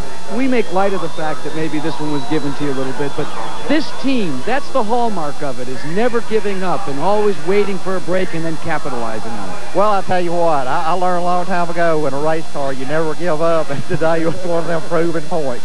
Well, you finally brought one home to your hometown crowd. Now it's 3 in a row. And think about it. If it were but for just a couple of inches, you probably or might have won the Daytona 500 as well. Well, I'll tell you what, I can't say enough about this crowd. I mean, to come off and do what we did today, it's unbelievable.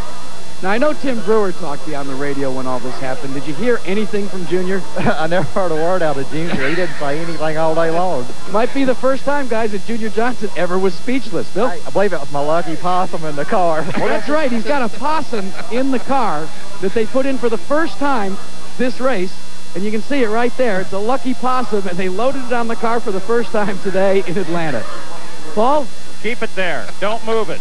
The question was asked at the start was, can Bill Elliott make it 3 in a row? It's now been answered. His 37th career win. Even Bill Elliott doesn't believe he won this race. You know, in spite of everything, it was a good race. Here's how he got that lead. They're coming back now to the caution. That's Harry Gant sitting there just behind him, and Davey just behind him. Harry Gant, Davey had just made a pit stop. Bill had not pitted, and that's how much that was the margin of victory was. It is over. So Bill Elliott, they're going to sound the siren in Dawsonville because it's 3 in a row for Bill. Look at him. He still cannot believe that he has won it. But Bill Elliott is most definitely the winner of the Motorcraft 500, as now he's being celebrated by all the fans here. And for the Winston Cup teams, they head back into the garage area. Richard Petty rolls back there as well. Let's go down. Gary Gerald, there is Richard. He finished up here in 16th position. He's explained to his crew what was wrong with the car, why they didn't run better. Champion to the end. We've had a great time since 1962 here at ABC watching Richard Petty win races. Isn't that wonderful? This is the last time that Richard Petty will ever run the spring race in Atlanta, but yet he's telling the crew what was wrong with the car, what they could have done that would have made the car better. Sorry about that. He sits quietly, calmly. Now he's ready to climb out. He surely looks like he is enjoying this final year, savoring every moment. All right, Gary. Well, Richard has come out of there after conferring and talking with the crew. And Richard, we were just reminiscing about 30 years of all the thrills on ABC television. And I know you'd like to be in that celebration on Victory Lane, but you come out of the car with a smile on your face, obviously still enjoying it. Well, I had a lot of thrills out there on the racetrack, I'll tell you. No, we was just sitting in the car there trying to say, okay, what could we have done? You know, what happened? We had a little blister on the right front tire, and we're trying to figure out what springs to come back with next time so we don't have that problem. So, you know, we ran pretty good, and I was happy with the thing. Didn't hit nobody, so I guess I had a pretty good day. Then you see a guy like Bill Elliott who gets that tremendous break as he stays on the track just as the yellow comes out. He has an entire lap on the field. I suppose in your career, you've had that happen to you once or twice. I'm always on the other end. Yeah, it happens. You run long enough, you're going to get good laps, good luck, and bad luck. Today, everything just shined on him. He was a good car, good enough to race for the win, but probably wouldn't have won the race except for those circumstances. But circumstances on his side, he's the winner. So many times you've gone the 500-mile distance, it's hard for me to believe that you've just raced 500 miles. You still look so fresh. Well, you know, I'd have been fresher if I'd have finished further up, but pretty nice day today. It was a real neat day, and so, you know, we're just getting ready for a long, long season. It's just the 4th race, so we better be in shape now and get ready for the rest of it. What's it going to be like when Richard Petty comes back to Atlanta for the final time this season, because it's the final race of not only the season, but it's going to be of this remarkable career? It's going to be interesting, I'll put it that way.